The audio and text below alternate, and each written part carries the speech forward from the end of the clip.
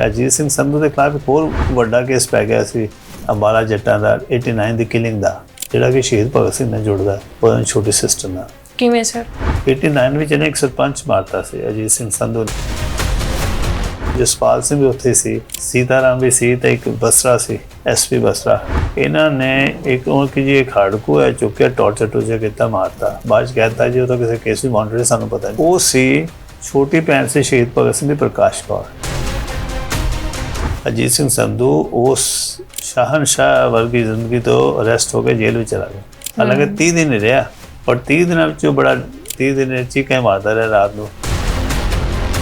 ਜਿਵੇਂ ਨਹੀਂ ਕਦੀ ਕੁੱਟਿਆ ਹੋਏਗਾ ਤਾਂ ਉਹਨੇ ਕੜੇ ਨਾਲ ਹੀ ਇਹਨੂੰ ਕੁੱਟਤਾ। ਉਸ ਡਿਪਰੈਸ਼ਨ 'ਚੋਂ ਜਦੋਂ ਬਾਹਰ ਆਇਆ, ਉੱਤੇ ਜਸਵੰਤ ਸਿੰਘ ਖਾਲੜਾ ਵਿੱਚ ਨੋਮੀਨੇਟ ਹੋ ਗਿਆ ਤੇ ਇਹਦਾ ਨੂੰ ਕਲੀਅਰ ਹੋ ਗਿਆ ਕਿ ਉਹਨੂੰ ਮਿਲਣੀ ਤਾਂ ਸਜ਼ਾ ਹੀ ਹੈ। ਜਿਹੜੀ ਜਸਟਿਸ ਬੈਂਸ ਹਰਿਆਣਾ ਨੇ ਆਰਗੇਨਾਈਜੇਸ਼ਨ ਬਣਾਈ ਸੀ, ਪੰਜਾਬ ਹਿਊਮਨ ਰਾਈਟਸ ਆਰਗੇਨਾਈਜੇਸ਼ਨ, ਹੈ ਨਾ, ਉਸ ਆਰਗੇਨਾਈਜੇਸ਼ਨ ਨੇ ਫਿਰ ਕੀ ਕੰਮ ਕੀਤੇ ਔਰ ਕੀ ਫਾਈਂਡਿੰਗਸ ਆਈਆਂ ਉਹਨਾਂ ਦੀ? ਉਹਨਾਂ ਨੇ ਤਾਂ ਇਹੀ ਕੰਮ ਕੀਤਾ ਜੋ ਜਸਵੰਤ ਸਿੰਘ ਖਾਲੜਾ ਕਰਦਾ ਸੀ। ਕੀ ਕਦੀ ਖਾਲੜਾ ਸਾਹਿਬ ਦੇ ਨਾਲ ਵੀ ਬੈਂਸ ਸਾਹਿਬ ਬਾਹਰ ਗਏ ਸੀ? 95 ਵਿੱਚ ਇਕੱਠੇ ਸੀ ਉੱਥੇ ਜਦੋਂ ਕੈਨੇਡਾ ਗਏ ਤੇ ਸਤੰਬਰ ਵਿੱਚ ਇਹਨੂੰ ਮਾਰ ਦਿੱਤਾ ਗਿਆ। ਜਸਟਿਸ ਬੈਂਸ ਨੇ ਕਦੀ ਖਾਲੜਾ ਸਾਹਿਬ ਨੂੰ ਕਿਸੇ ਚੀਜ਼ ਲਈ ਐਡਵਾਈਸ ਨਹੀਂ ਕੀਤਾ ਸੀ? ਉਦੋਂ ਤਾਂ ਸਾਰੇ ਕਹਿ ਰਹੇ ਸੀ ਕਿ ਤੁਸੀਂ ਨਾ ਜਾਓ ਵਾਪਸ। ਜਸਵੰਤ ਸਿੰਘ ਖਾਲੜਾ ਦੇ ਤਾਂ ਆਲਮੋਸਟ ਜਿੱਦਾਂ ਓਪਨਲੀ KPS ਗਿੱਲ ਚੈਲੰਜ ਕਰ ਰਿਹਾ ਸੀ ਤੇ ਆਲਮੋਸਟ ਸਭ ਨੂੰ ਹੀ ਪਤਾ ਸੀ ਕਿ ਜਿੱਦਾਂ ਉਹ ਪੁਲਿਸ ਜਸਵੰਤ ਸਿੰਘ ਖਾਲੜਾ ਨਹੀਂ ਛੱਡੇਗੀ। ਬਾਰ-ਬਾਰ ਇਹ ਕਹਿੰਦਾ ਸੀ ਕਿ 25,000 ਦੀ ਗੱਲਾਂ ਕਰਦਾ, 25,000 ਇੱਕ ਦਿਨ ਸਾਨੂੰ ਕੀ ਫਰਕ ਪੈਂਦਾ ਜੀ। ਉਹਨਾਂ ਨੂੰ ਇਦਾਂ ਦਾ ਦਿਮਾਗ ਵੀ ਸੀ ਕਿ 25,000 ਇੱਕ ਨਾਲ ਕੀ ਫਰਕ ਪਏਗਾ। ਜਸਟਿਸ ਬੈਂਸ ਨੂੰ ਅਰੈਸਟ ਵੀ ਕੀਤਾ ਗਿਆ ਸੀ ਸਰ 1992 ਵਿੱਚ। ਰੀਜ਼ਨ ਕੀ ਸੀ ਸਰ? ਸਪੀਚ ਦਿੱਤੀ ਸੀ ਉਹਨਾਂ ਨੇ ਹੋਲਾ ਮਹੱਲਾ ਤੇ ਅਨੰਦਪੁਰ ਸਾਹਿਬ 1992 ਦੇ 18 ਮਾਰਚ ਨੂੰ। 4 ਅਪ੍ਰੈਲ ਨੂੰ ਉਹਨਾਂ ਨੂੰ ਅਰੈਸਟ ਕੀਤਾ ਸੀ, ਸਟਾਰਟ ਦਾ ਕੇਸ ਪਾ ਕੇ ਕਿ ਤੁਸੀਂ ਜਿਹੜੀ ਸਪੀਚ ਸੀ ਉਹ ਸੈਡੀਸ਼ੀਅਸ ਸਪੀਚ 'ਚ ਇਹੋ ਜਿਹਾ ਕੀ ਸੀ ਜੋ ਸਰਕਾਰ ਨਹੀਂ ਚਾਹੁੰਦੀ ਸੀ? ਜੇਲ੍ਹ ਦੇ ਵਿੱਚ ਉਹਨਾਂ ਦੇ ਨਾਲ ਪੁਲਿਸ ਨੇ ਮਿਸਬਿਹੇਵਸ ਵੀ ਕੀਤੇ ਸੀ, ਥੋੜਾ ਧੱਕਾ, ਇਨਸਲਟ ਕਰਨਾ, ਧੋਬੀ ਛੜਾ ਕਰਨਾ। ਉਹਨਾਂ ਤੇ ਅਟੈਕ ਵੀ ਹੋਇਆ ਸਰ ਕਦੇ? ਸਰ ਹਿਊਮਨ ਰਾਈਟਸ ਦੀ ਗੱਲ ਜਸਟਿਸ ਬੈਂਸ ਹਰਿਆਣਾ ਨੇ ਵੀ ਕੀਤੀ ਤੇ ਖਾਲੜਾ ਸਾਹਿਬ ਨੇ ਵੀ ਕੀਤੀ। ਖਾਲੜਾ ਸਾਹਿਬ ਦੇ ਨਾਲ ਕੀ ਹੋਇਆ ਆਪਾਂ ਸਭ ਨੂੰ ਪਤਾ ਹੈ। ਜਸਟਿਸ ਬੈਂਸ ਕਿਵੇਂ ਬਚ ਗਏ? ਬਿੱਟੂ ਸਾਹਿਬ ਕਹਿ ਰਹੇ ਨੇ ਕਿ 35,000 ਹਿੰਦੂ ਮਰ ਗਏ। ਮੈਂ ਕਲੌਡ ਨੂੰ ਪੁੱਛਿਆ ਕਿ ਮੇਜਰ ਹਿੰਦੂ ਮੈਸਕਰ ਕਿੰਨੇ ਹੋਏ, ਉਹਨਾਂ ਨੇ 12 ਦੱਸਿਆ, ਉਹਦੇ ਟੋਟਲ 370 ਬੰਦੇ ਮਰੇ ਸੀ। ਪਰ ਜੋ ਰਵਨੀਤ ਬਿੱਟੂ ਡਾਟਾ ਅੰਕੜਾ ਕਹਿ ਰਹੇ ਨੇ ਬਦਲ ਗਈ। ਮੈਂ I just wanted to check ਕਿ ਉਹ ਕਹਿ ਰਹੇ 35,000 ਅਸੀਂ ਜੋ 25,000 ਕਹਿ ਰਹੇ ਤਾਂ 17,000 ਲਿਸਟ ਵੀ ਦੇ ਰਹੇ। 17,000 ਦੀ ਲਿਸਟ ਸਾਡੇ ਕੋਲ ਹੈ। ਉਹਨਾਂ ਨੇ ਤਾਂ ਇਹ ਵੀ ਆਖਿਆ ਸੀ ਕਿ ਜੇ ਤੁਸੀਂ 25,000 ਕਹਿ ਰਹੇ ਹੋ ਤਾਂ ਉਹਦੀ ਫਿਰ ਡਾਕੂਮੈਂਟਸ ਵੀ ਵਿਖਾਓ। ਮੈਂ 10 ਵਾਰੀ ਬੋਲ ਚੁੱਕਾ ਪਿਛਲੇ ਇੱਕ ਹਫ਼ਤੇ ਤੋਂ। ਡਾਕੂਮੈਂਟ ਅੱਜ ਵੀ ਅਵੇਲੇਬਲ ਹੈ। ਇੱਕ ਤਾਂ 6600 ਦਾ ਰਿਟ ਹਾਈ ਕੋਰਟ ਵਿੱਚ ਪੈਂਡਿੰਗ ਹੈ। ਇਹ ਗੱਲ ਬਿੱਟੂ ਜੀ ਨੂੰ ਪਤਾ ਨਹੀਂ, ਉਹ ਜਾਣ ਕੇ ਪੁੱਛ ਰਹੇ ਫਿਰ। ਉਸ ਤੋਂ ਪਹਿਲਾਂ ਇਨਸਾਫ ਨੇ 5500 ਦੀ ਲਿਸਟ ਆਪਣੇ ਵੈਬਸਾਈਟ ਤੇ ਅੱਜ ਵੀ ਮੌਜੂਦ ਹੈ। ਤੁਸੀਂ insaf.org ਖੋਲੋਗੇ, 5500 ਦੀ ਡਿਟੇਲ ਲਿਸਟ, ਪਿੰਡ ਦਾ ਨਾਮ, ਮੁੰਡੇ ਦਾ ਨਾਮ, ਫੋਟੋ, ਪੇਰੈਂਟਸ ਦਾ ਨਾਮ, ਕਿਹਨੇ ਅਬਡਕਟ ਕੀਤਾ, ਕਦੋਂ ਕੀਤਾ, ਕਿੱਥੋਂ ਕੀਤਾ, ਇੱਕ ਡਿਟੇਲਸ ਅਵੇਲੇਬਲ ਹੈ। ਬਿੱਟੂ ਸਾਹਿਬ ਕਹਿ ਰਹੇ ਹੈ ਕਿ 35,000 ਹੋ ਗਏ ਤਾਂ ਡਾਟਾ ਇੱਕ ਵੀ ਨਹੀਂ ਦੇ ਰਹੇ। ਤਾਂ ਹੁਣ ਜੇ ਤੁਸੀਂ ਇੰਨੇ ਕੰਸਰਨਡ ਹੋ ਕਿ ਇੰਨੇ ਹਜ਼ਾਰ ਹਿੰਦੂਜ਼ ਮਾਰੇ ਗਏ ਤਾਂ ਫਸਟ ਥਿੰਗ ਸੀ ਕਿ ਇਹ ਕਾਊਂਟ ਕਰਕੇ ਉਹਨਾਂ ਨੂੰ ਦਿਓ, ਕੋਈ ਕੰਪਨਸੇਸ਼ਨ ਹੈਲਪ ਕਰੋ। ਕਿਸੇ ਨੇ ਨਹੀਂ ਕੀ ਦਿੱਤੀ, ਕਿਉਂ ਨਹੀਂ ਦੇ ਰਹੇ? ਕਿਉਂਕਿ ਸ਼ਾਇਦ ਚੀਜ਼ਾਂ ਹੋਰ ਵੀ ਭਿਅੰਕਰ ਹੋਣ, ਸ਼ਾਇਦ ਡਾਟਾ 25,000 ਤੋਂ ਜ਼ਿਆਦਾ ਹੋਏ। ਕਿਉਂਕਿ ਉਦੋਂ FIR ਤਾਂ ਦਰਜ ਨਹੀਂ ਸੀ ਹੁੰਦਾ, ਬੰਦੇ ਲੱਭਦੇ ਨਹੀਂ ਸੀ। FIR ਦਰਜ ਕਿਉਂ ਨਹੀਂ ਹੁੰਦੀ ਸੀ? ਕਿਉਂਕਿ ਪੁਲਿਸ ਆਪ ਹੀ ਤਾਂ ਮਾਰਦੀ ਸੀ। ਉਹ ਤਾਂ FIR ਉਹਨਾਂ ਦੇ ਖਿਲਾਫ ਪਹਿਲਾਂ ਦਰਜ ਕਰ ਦਿੰਦੇ ਸੀ ਕਿ ਇਹਨਾਂ ਨੇ ਸਾਡੇ ਅਟੈਕ ਦਾ, ਫਿਰ ਗੋਲੀ ਮਾਰ ਦਿੰਦੇ ਸੀ। FIR ਫਿਰ ਕਹਿੰਦੇ ਸੀ ਉਹ ਮਰ ਗਿਆ, ਮੁਜਰਮ ਤੇ FIR ਬੰਦ। ਇਸ ਲਈ ਤਾਂ ਰਿਕਾਰਡ ਬਚ ਗਿਆ। ਜਥੇਦਾਰ ਕੌਂਕੇ ਦੇ ਨਾਲ ਸਰ ਕੀ ਕੀਤਾ ਗਿਆ ਸੀ ਕਸਟਡੀ ਦੇ ਵਿੱਚ? ਚੁੱਕੇ ਮਾਰਿਆ, ਬੜਾ ਬਿਊਟੀਫੁਲੀ ਟੌਰਚਰ ਮਾਰਿਆ। ਉਹ ਤਾਂ ਵਿਟਨੈਸ ਵੀ ਅਵੇਲੇਬਲ ਸੀ। ਤੇ ਪਰ ਫਿਰ ਵੀ ਇਨਸਾਫ ਕਿਉਂ ਨਹੀਂ ਦਿੱਤਾ ਗਿਆ? ਉਹ ਸਭ ਨੂੰ ਪਤਾ ਸੀ ਸਵਰਨ ਸਿੰਘ ਘੋਟਨਾ ਜਿਹੜਾ ਇਹਦਾ ਨਾਮ ਹੀ ਉਸ ਆਫਿਸਰ ਦੇ ਜਿਹਨੇ ਮਾਰਿਆ ਉਹਦਾ ਨਾਮ ਹੀ ਸਵਰਨ ਸਿੰਘ ਘੋਟਨਾ ਪੈ ਗਿਆ ਸੀ। ਤੇ ਉਸ ਦੇ ਬਾਵਜੂਦ ਕੋਈ ਇਨਸਾਫ ਨਹੀਂ ਮਿਲਿਆ ਉਸ ਪਰਿਵਾਰ ਨੂੰ। ਸ਼੍ਰੋਮਣੀ ਗੁਰਦੁਆਰਾ ਪ੍ਰਬੰਧਕ ਕਮੇਟੀ ਕੋਲ ਤਾਂ ਬਹੁਤ ਰਿਸੋਰਸਿਸ ਸੀ। ਉਹਨਾਂ ਨੂੰ ਕੀ ਡਰ ਸੀ? ਉਹਨਾਂ ਨੂੰ ਡਰ ਵੀ ਨਹੀਂ ਸੀ, ਉਹਨਾਂ ਕੋਲ ਰਿਸੋਰਸਿਸ ਸੀ। ਉਹਨਾਂ ਦੇ ਆਪਣੇ ਬੰਦੇ ਤਾਂ ਵਿਕਟਿਮ ਸੀ, ਉਹਨਾਂ ਨੂੰ ਸਭ ਕੁਝ ਪਤਾ ਸੀ। ਸ਼ਾਇਦ ਐਡਵੋਕੇਟ ਹਰਜਿੰਦਰ ਸਿੰਘ ਧਾਮੀ ਤਾਂ ਲੜਦੇ ਵੀ ਰਹੇ ਨੇ ਹਿਊਮਨ ਰਾਈਟਸ। ਤੁਸੀਂ ਕਦੀ ਉਹਨਾਂ ਨੂੰ ਫਿਰ ਆਖਿਆ ਨਹੀਂ ਕਿ ਹੁਣ ਤੁਹਾਡੇ ਕੋਲ ਪਾਵਰ ਵੀ ਹੈ? ਨਹੀਂ, ਜਿੰਨੀ ਵਾਰੀ ਮੀਟਿੰਗ ਬੁਲਾਉਂਦੇ ਇਸ ਤਰ੍ਹਾਂ ਕਹਿੰਦੇ ਕਿ ਤੁਸੀਂ ਹੋਰ ਨਾ ਕਰੋ, ਵਿਕਟਿਮਸ ਦੀ ਮਦਦ ਤਾਂ ਕਰ ਦਿਓ। ਹਰ ਵਾਰੀ ਹਾਂ ਕਹਿ ਦਿੰਦੇ ਆ SGPC, ਮਗਰ ਕੋਈ ਇਫੈਕਟਿਵ ਐਕਸ਼ਨ ਨਹੀਂ ਹੁੰਦਾ, ਹਾਲੇ ਤੱਕ ਨਹੀਂ ਹੋਇਆ। ਸਤਿ ਸ਼੍ਰੀ ਅਕਾਲ, ਮੈਂ ਤੁਹਾਡੇ ਨਾਲ ਸਿਮਰਨਜੀਤ ਕੌਰ ਗਿੱਲ। ਜਸਵੰਤ ਸਿੰਘ ਖਾਲੜਾ ਦੀ ਜ਼ਿੰਦਗੀ ਉੱਤੇ ਆਧਾਰਿਤ ਫਿਲਮ ਪੰਜਾਬ 95 ਕਹਿ ਲਓ ਜਿਸ ਦਾ ਨਾਮ ਬਦਲ ਕੇ ਸਤਲੁਜ ਰੱਖ ਦਿੱਤਾ ਗਿਆ, ਉਹ ਜਦੋਂ ਰਿਲੀਜ਼ ਹੁੰਦੀ ਹੈ ਤਾਂ ਬਹੁਤ ਸਾਰੇ ਕੈਰੈਕਟਰਸ ਦਾ ਜ਼ਿਕਰ ਹੁੰਦਾ ਹੈ। ਉਸ ਦੇ ਵਿੱਚੋਂ ਇੱਕ ਸੀਗੇ ਜਸਟਿਸ ਅਜੀਤ ਸਿੰਘ ਬੈਂਸ, ਜਿਨ੍ਹਾਂ ਦਾ ਅਸੀਂ ਨਾਮ ਤਾਂ ਜਾਣਦੇ ਹਾਂ, ਪਰ ਐਕਚੁਅਲ ਦੇ ਵਿੱਚ ਉਹਨਾਂ ਦਾ ਕਿੰਨਾ ਵੱਡਾ ਰੋਲ ਸੀ 1984 ਤੋਂ ਬਾਅਦ, ਉਸ ਰੋਲ ਬਾਰੇ ਅਸੀਂ ਬਹੁਤ ਘੱਟ ਜਾਣਦੇ ਹਾਂ। ਤੇ ਅੱਜ ਉਹਨਾਂ ਬਾਰੇ ਹੀ ਅਸੀਂ ਗੱਲ ਕਰਨ ਵਾਸਤੇ, ਤੇ ਜਿਹੜੀ ਉਹ ਬੈਂਸ ਕਮੇਟੀ ਦੀ ਰਿਪੋਰਟ ਸੀ ਉਹਦੇ ਵਿੱਚ ਕੀ ਚੀਜ਼ਾਂ ਸੀ, ਕੀ ਇਹੋ ਜਿਹੇ ਫੈਕਟ ਸੀ ਜੋ ਜਨਤਕ ਨਹੀਂ ਕੀਤੇ ਗਏ, ਪਰ ਹਾਂ ਉਹਨਾਂ ਦੇ ਉੱਤੇ ਸਰਕਾਰ ਨੇ ਕਾਰਵਾਈਆਂ ਜਾਂ ਫਿਰ ਉਸ ਦੇ ਹਿਸਾਬ ਦੇ ਨਾਲ ਸਟੈਪ ਜ਼ਰੂਰ ਚੁੱਕੇ, ਇਹ ਸਭ ਬਾਰੇ ਅੱਜ ਅਸੀਂ ਗੱਲ ਕਰਾਂਗੇ ਉਹਨਾਂ ਦੇ ਬੇਟੇ ਤੇ ਪੰਜਾਬ ਤੇ ਹਰਿਆਣਾ ਹਾਈ ਕੋਰਟ ਦੇ ਸੀਨੀਅਰ ਐਡਵੋਕੇਟ ਰਾਜਵਿੰਦਰ ਸਿੰਘ ਬੈਂਸ ਸਰਾਂ ਦੇ ਨਾਲ। ਸਤਿ ਸ਼੍ਰੀ ਅਕਾਲ ਸਰ, ਠੀਕ ਹੋ? ਸਤਿ ਸ਼੍ਰੀ ਅਕਾਲ ਜੀ। ਸਰ 1984 ਤੋਂ ਬਾਅਦ ਇੱਕ ਬੈਂਸ ਕਮੇਟੀ ਬਣਦੀ ਹੈ, ਉਹ ਬਣਾਉਣ ਦੀ ਲੋੜ ਕਿਉਂ ਪਈ ਸੀ ਪਹਿਲਾਂ? ਕਿਉਂਕਿ 84 ਤੋਂ ਬਾਅਦ ਬਹੁਤ ਸਾਰੇ ਯੰਗ ਪਰਸਨ ਨੂੰ ਇਹਨਾਂ ਨੇ ਅਰੈਸਟ ਕਰ ਲਿਆ ਸੀ ਸ਼ੱਕ ਦੇ ਆਧਾਰ ਤੇ, ਜਿਹਨੂੰ ਆਪਾਂ ਆਪਰੇਸ਼ਨ ਵੁੱਡਰੋਜ਼ ਕਹਿੰਦੇ ਆ। ਬਲੂ ਸਟਾਰ ਤਾਂ ਸੀ ਨਾ, assault on the Darbar Sahib ji, ਤੇ ਉਸ ਤੋਂ ਬਾਅਦ ਜਿਹੜਾ ਉਹਦਾ ਰਿਐਕਸ਼ਨ ਕੰਟਰੋਲ ਕਰਨ ਲਈ ਆਪਰੇਸ਼ਨ ਵੁੱਡਰੋਜ਼ ਲਾਇਆ ਗਿਆ ਸਾਰੇ ਪੰਜਾਬ ਵਿੱਚ। ਤੇ ਜਿਹੜਾ ਵੀ ਸਸਪੈਕਟਡ ਪਰਸਨ ਉਹਨੂੰ ਲੱਗਦਾ ਸੀ, ਮੇਨਲੀ ਅੰਮ੍ਰਿਤਧਾਰੀ ਸਿੱਖ ਹੀ ਸੀ, ਜਿਹੜੇ ਕਿ ਪ੍ਰੀਵੈਂਟਿਵਲੀ ਉਹਨਾਂ ਨੇ ਅਰੈਸਟ ਕਰ ਲਏ। ਹੁਣ ਅਰੈਸਟ ਤਾਂ ਕਰ ਲਏ, ਛੱਡਣ ਤੋਂ ਡਰ ਲੱਗਦਾ ਸੀ ਕਿ ਖਰਿਆ ਇਹ ਬਹੁਤ ਗੁੱਸੇ ਵਿੱਚ ਹੋਣਗੇ ਜਦ ਇਹ ਆਰਮ ਸਟਰਗਲ ਦੇ ਇੰਨਾ ਪੈ ਜਾਣ, ਤੇ ਸਰਕਾਰ ਨੂੰ ਸਮਝ ਨਹੀਂ ਆ ਰਿਹਾ ਸੀ। ਫਿਰ ਇਲੈਕਸ਼ਨਾਂ ਹੋ ਗਈਆਂ, ਬਰਨਾਲਾ ਗਵਰਨਮੈਂਟ ਆ ਗਈ ਜੀ, ਤਾਂ ਬਰਨਾਲਾ ਗਵਰਨਮੈਂਟ ਨੇ ਇੱਕ ਲੋਕਾਂ ਦੇ ਹੱਕ ਵਿੱਚ ਇਹ ਫੈਸਲਾ ਲਿਆ ਸੀ ਕਿ ਇੰਨੇ ਬੱਚਿਆਂ ਨੂੰ ਟਰਾਇਲ ਦੇ ਵਿੱਚ ਕੋਈ ਇਕੁੱਟ ਹੋਏਗਾ ਤਾਂ 10 ਸਾਲ ਲੱਗ ਜਾਣਗੇ, 5 ਸਾਲ ਲੱਗ ਜਾਣਗੇ। ਤਾਂ ਉਹਨਾਂ ਨੇ ਇੱਕ ਕਮੇਟੀ ਗਠਨ ਕੀਤੀ ਕਿ ਤੁਸੀਂ ਸਾਰੇ ਮੁੰਡਿਆਂ ਦਾ ਜਾਂ ਯੰਗ ਬੰਦਿਆਂ ਦਾ ਜਿਹੜਾ ਪੋਸਟ 84 ਤੋਂ ਅਰੈਸਟ ਹੋਏ ਹੈ, ਕਿਸੇ ਵੀ ਕੇਸ 'ਚ ਹੋਏ, ਉਹਨਾਂ ਦੇ ਕੇਸਿਸ ਰਿਵਿਊ ਕਰੋ, ਤੇ ਜਿੱਥੇ ਲੱਗਦਾ ਕਿ ਕੋਈ ਐਵੀਡੈਂਸ ਨਹੀਂ ਹੈ ਤੁਸੀਂ ਉਹਨਾਂ ਨੂੰ ਛੱਡਣ ਦਾ ਰਿਕਮੈਂਡੇਸ਼ਨ ਦੇ ਸਕਦੇ ਹੋ। ਕਮੇਟੀ ਵਿੱਚ ਉਹਨਾਂ ਨੇ 4 ਮੈਂਬਰ ਬਣਾਏ। ਅਜੀਤ ਸਿੰਘ ਬੈਂਸ ਰਿਟਾਇਰਡ ਜੱਜ ਸੀ ਤਾਂ ਉਹਨਾਂ ਨੂੰ ਚੇਅਰਮੈਨ ਬਣਾਇਆ। ਉਹਨਾਂ ਥੱਲੇ ਐਡਵੋਕੇਟ ਜਨਰਲ ਗਰੇਵਾਲ ਸੀ, GS ਗਰੇਵਾਲ। ਉਹਨਾਂ ਦੇ ਨਾਲ ਸੀ 2 ਹੋਰ ਮੈਂਬਰ, ਇੱਕ ਤਾਂ ਡਾਇਰੈਕਟਰ ਪ੍ਰੋਸੀਕਿਊਸ਼ਨ ਸੀ ਜੀ, ਤੇ ਨਾਲ ਸੀ ਇੱਕ ਲਾਇਰ ਸਬਰਵਾਲ ਫਰਮ ਜਲੰਧਰ। ਉਹਨਾਂ ਦਾ ਉਹ ਭਾਰਤੀ ਜਨਤਾ ਪਾਰਟੀ ਦੇ ਨਾਲ ਸੰਬੰਧਿਤ ਸੀ। ਉਹਨਾਂ ਨੇ ਬ੍ਰੌਡ ਬੇਸਡ ਕਮੇਟੀ ਬਣਾਈ ਸੀ ਕਿ ਸਾਰਿਆਂ ਤਰ੍ਹਾਂ ਦਾ ਡਾਇਰੈਕਟਰ ਪ੍ਰੋਸੀਕਿਊਸ਼ਨ ਵੀ ਹੈ, ਜੱਜ ਵੀ ਹੈ, ਐਡਵੋਕੇਟ ਜਨਰਲ ਵੀ ਹੈ ਤੇ ਲਾਇਰ ਵੀ ਹੈ। ਤਾਂ ਉਸ ਸਭ ਨਾਲ ਉਹਨਾਂ ਚਾਰਾਂ ਨੇ ਬੈਠ ਕੇ ਇਹ ਰਿਵਿਊ ਕੀਤੇ ਸਾਰੇ ਕੇਸ। ਉਹਨਾਂ ਨੇ ਸਿਰਫ ਪੁਲਿਸ ਅਫਸਰ ਨੂੰ ਬੁਲਾਇਆ। ਪਹਿਲਾਂ ਤਾਂ ਉਹਨਾਂ ਨੇ ਵਿਜ਼ਿਟ ਕੀਤਾ ਸਾਰੇ ਜੇਲ੍ਹਾਂ ਵਿੱਚ ਟੂ ਚੈੱਕ ਕਿ ਕਿੰਨੇ ਕੁ ਮੁੰਡੇ ਐਕਚੁਅਲੀ ਹੈ। ਫਿਰ ਉਹਨਾਂ ਨੇ ਪੁਲਿਸ ਅਫਸਰਾਂ ਦੇ ਵਰਸ਼ਨ ਸੁਣਿਆ, ਕਿਸੇ ਨੂੰ ਉਹਨਾਂ ਨੇ ਡਿਲੇ ਨਹੀਂ ਕੀਤਾ। ਜਿਹੜਾ ਪ੍ਰੋਸੀਜਰ ਉਹਨਾਂ ਨੇ ਫੋਲੋ ਕੀਤਾ ਕਿ ਜੇ ਅਸੀਂ ਇਹਨਾਂ ਚੱਕਰਾਂ 'ਚ ਪੈ ਗਏ ਕਿ ਹਰ ਫੈਮਿਲੀ ਨੂੰ ਬੁਲਾਓ, ਦੱਸੋ ਉਹਨਾਂ ਨੇ ਕੀ ਕੀਤਾ, ਉਹਨਾਂ ਦੇ ਖਿਲਾਫ ਐਵੀਡੈਂਸ ਇਕੱਠਾ ਕਰੋ, ਅਸੀਂ ਸਿਰਫ ਪੁਲਿਸ ਨੂੰ ਪੁੱਛ ਲੈਂਦੇ, ਜੇ ਉਹਨਾਂ ਦੇ ਖਿਲਾਫ ਕੋਈ ਐਵੀਡੈਂਸ ਨਹੀਂ ਹੈ ਤਾਂ ਫਿਰ ਛੱਡ ਦਿੰਦੇ ਹਾਂ। ਉਹਨਾਂ ਨੇ ਪ੍ਰੋਸੀਜਰ ਤੈਅ ਕਰ ਲਿਆ ਕਿ ਸਿਰਫ ਪੁਲਿਸ ਨੂੰ ਬੁਲਾਈਏ, ਪੁਲਿਸ ਤੋਂ ਪੁੱਛੀਏ ਜਿਹਨਾਂ ਨੇ ਅਰੈਸਟ ਕੀਤਾ, ਜੇ ਉਹਨਾਂ ਕੋਲ ਕੋਈ ਸਬੂਤ ਹੈਗਾ ਤਾਂ ਠੀਕ ਹੈ, ਜੇ ਸਬੂਤ ਸਫੀਸ਼ੀਐਂਟ ਹੈ ਤਾਂ ਉਹਨਾਂ ਨੂੰ ਕਹੋ ਤੁਸੀਂ ਚਲਾਨ ਪੇਸ਼ ਕਰ ਦਿਓ ਤੇ ਕੇਸ ਚੱਲੇਗਾ। ਜੇ ਤੁਹਾਡੇ ਕੋਲ ਕੁਝ ਵੀ ਨਹੀਂ ਹੈ ਤਾਂ ਫਿਰ ਕਿਉਂ ਵੇਟ ਕਰੀਏ ਕਿ ਕੋਰਟ ਬਰੀ ਕਰੇਗਾ ਤੇ ਇੰਨੇ ਸਾਲ ਜੇਲ੍ਹ ਵਿੱਚ ਰਹਿਣਗੇ, ਫਿਰ ਜ਼ਮਾਨਤਾਂ ਲੈਣਗੇ। ਤਾਂ ਸਾਰਾ ਪ੍ਰੋਸੀਜਰ ਉਹਨਾਂ ਨੇ ਫਾਸਟ ਔਰ ਸ਼ਾਰਟਕਟ ਕਰਨ ਦੀ ਕੋਸ਼ਿਸ਼ ਕੀਤੀ। ਤੇ ਉਸ ਦੌਰਾਨ ਉਹਨਾਂ ਨੇ 2.5 ਮਹੀਨੇ ਦੇ ਵਿੱਚ ਇਹ ਸਾਰਾ ਕੰਮ ਮੁਕਾ ਕੇ, ਹਲੇ ਆਫਿਸ ਨਹੀਂ ਸੀ ਮਿਲਿਆ ਕਮੇਟੀ ਨੂੰ, ਹਲੇ ਤਾਂ ਸੋਚ ਹੀ ਰਹੇ ਸੀ ਕਿ ਕੋਈ ਸਟੈਨੋ ਜਾਂ ਸਟਾਫ ਦੇਣਾ, ਤਾਂ ਉਹਨਾਂ ਨੇ 2.5 ਮਹੀਨੇ ਵਿੱਚ ਇੱਕ ਪ੍ਰਾਈਵੇਟ ਇੱਥੇ ਬੈਠ ਕੇ, ਇਸੇ ਘਰ ਬੈਠ ਕੇ ਇੱਕ ਪ੍ਰਾਈਵੇਟ ਸਟੈਨੋ ਨੇ ਵਲੰਟੀਅਰ ਕਰ ਲਿਆ ਕਿ ਜੀ ਮੈਂ ਟਾਈਪ ਕਰਦਿਆ ਕਰੂੰਗਾ। ਤੇ ਉਹਨਾਂ ਨੇ 2.5 ਮਹੀਨੇ ਦੇ ਵਿੱਚ ਸਾਰਾ ਰਿਕਮੈਂਡੇਸ਼ਨ ਦੇ ਦਿੱਤਾ। ਰਿਕਮੈਂਡੇਸ਼ਨ ਵੀ ਸੀ ਕਿ ਕੋਈ 2200 ਜਾਂ 2500, ਲੈਸ ਦੈਨ 3000, ਕੋਈ 2200-2500 ਬੱਚੇ ਜਿਹੜੇ ਅਰੈਸਟ ਕੀਤੇ ਸੀ, ਉਹਨਾਂ ਨੂੰ ਰਿਕਮੈਂਡ ਕਰਤਾ ਕਿ ਇਹਨਾਂ ਦੇ ਖਿਲਾਫ ਕੋਈ ਐਵੀਡੈਂਸ ਨਹੀਂ ਹੈ, ਇਹਨਾਂ ਨੂੰ ਜੇਲ੍ਹ ਵਿੱਚ ਨਹੀਂ ਰੱਖਣਾ ਚਾਹੀਦਾ, ਛੱਡ ਦੇਣਾ ਚਾਹੀਦਾ। ਪੰਜਾਬ ਦੀਆਂ ਵੱਖ-ਵੱਖ ਜੇਲ੍ਹਾਂ, ਪੰਜਾਬ ਦੇ ਵਿੱਚ ਸਾਰੇ ਉਹੀ ਜਿਹੜੇ ਪੋਸਟ ਬਲੂ ਸਟਾਰ ਅਰੈਸਟ ਕੀਤੇ ਸੀ। ਉਹਦੇ ਨਾਲ ਕੀ ਹੋਇਆ ਕਿ ਪੁਲਿਸ ਡਿਪਾਰਟਮੈਂਟ ਵਿੱਚ ਬੜਾ ਹੰਗਾਮਾ ਹੋਇਆ। ਉਹ ਸਰਕਾਰ ਹਿੰਮਤ ਨਹੀਂ ਕਰ ਪਾ ਰਹੀ ਸੀ ਕਿ ਇਹ ਰਿਕਮੈਂਡੇਸ਼ਨ ਮੰਨੇ ਜਾਂ ਨਾ ਮੰਨੀਏ। ਉਸ ਸਟੇਜ ਤੇ ਅਜੀਤ ਸਿੰਘ ਬੈਂਸ ਜੀ ਨੇ ਇੱਕ ਪ੍ਰੈਸ ਕਾਨਫਰੰਸ ਕਰਾ ਕੇ ਕਿਹਾ ਤੇ ਸਰਕਾਰ ਨੇ ਇੱਕ ਕਮੇਟੀ ਬਣਾਤੀ ਪੁਲਿਸ ਅਫਸਰ ਟੂ ਰਿਵਿਊ ਦਾ ਬੈਂਸ ਕਮੇਟੀ ਰਿਪੋਰਟ। ਉਹ ਰਿਪੋਰਟ ਦਾ ਨਾਮ ਹੀ ਬੈਂਸ ਕਮੇਟੀ ਪੈ ਗਿਆ ਕਿਉਂਕਿ ਚੇਅਰਮੈਨ ਅਜੀਤ ਸਿੰਘ ਬੈਂਸ ਸੀ ਜੀ। ਤੇ ਫਿਰ ਜਦੋਂ ਇਹ ਨਿਊਜ਼ ਆਈ ਕਿ ਉਹਨਾਂ ਨੇ ਉਸ ਰਿਪੋਰਟ ਤੇ ਵੀ ਇੱਕ ਹੋਰ ਕਮੇਟੀ ਬਣਾਤੀ ਹੈ, ਤਾਂ ਫਿਰ ਹੀ ਵੈਂਟ ਪਬਲਿਕ। ਉਹਨਾਂ ਨੇ ਪਬਲਿਕਲੀ ਪ੍ਰੋਟੈਸਟ ਕੀਤਾ ਚੀਫ ਮਿਨਿਸਟਰ ਨੂੰ ਕਿ ਤੁਸੀਂ ਇੱਕ ਜੱਜ ਦਾ ਕਮੇਟੀ ਬਣਾਈ ਹੈ, ਜੇ ਸਾਡੇ ਰਿਕਮੈਂਡੇਸ਼ਨ ਮੰਨਣੇ ਨਹੀਂ ਸੀ ਤਾਂ ਫਿਰ ਸਾਨੂੰ ਬਣਾਇਆ ਕਿਉਂ? ਕਿ ਜੇ ਸਾਡੇ ਰਿਕਮੈਂਡੇਸ਼ਨ ਤੇ ਪੁਲਿਸ ਨੇ ਬੈਠਣਾ ਸੀ, ਜਿਨ੍ਹਾਂ ਨੇ ਅਰੈਸਟ ਕੀਤੇ, ਜਿਨ੍ਹਾਂ ਨੇ ਅਰੈਸਟ ਕੀਤਾ, ਫਿਰ ਇਸ ਕਮੇਟੀ ਦਾ ਫਾਇਦਾ ਕੀ ਹੈ? ਉਹਦੇ ਨਾਲ ਬੜਾ ਵੱਡਾ ਪਬਲਿਕ ਇਸ਼ੂ ਬਣ ਗਿਆ ਤੇ ਫਾਈਨਲੀ ਸਰਕਾਰ was compelled to release something like 2000 persons. Exact figures ਤਾਂ ਸਰਕਾਰ ਨੇ ਕਦੀ ਰਿਲੀਜ਼ ਹੀ ਨਹੀਂ ਕੀਤੀਆਂ, ਕੋਈ ਰਿਪੋਰਟ ਵੀ ਰਿਲੀਜ਼ ਨਹੀਂ ਕੀਤੀ।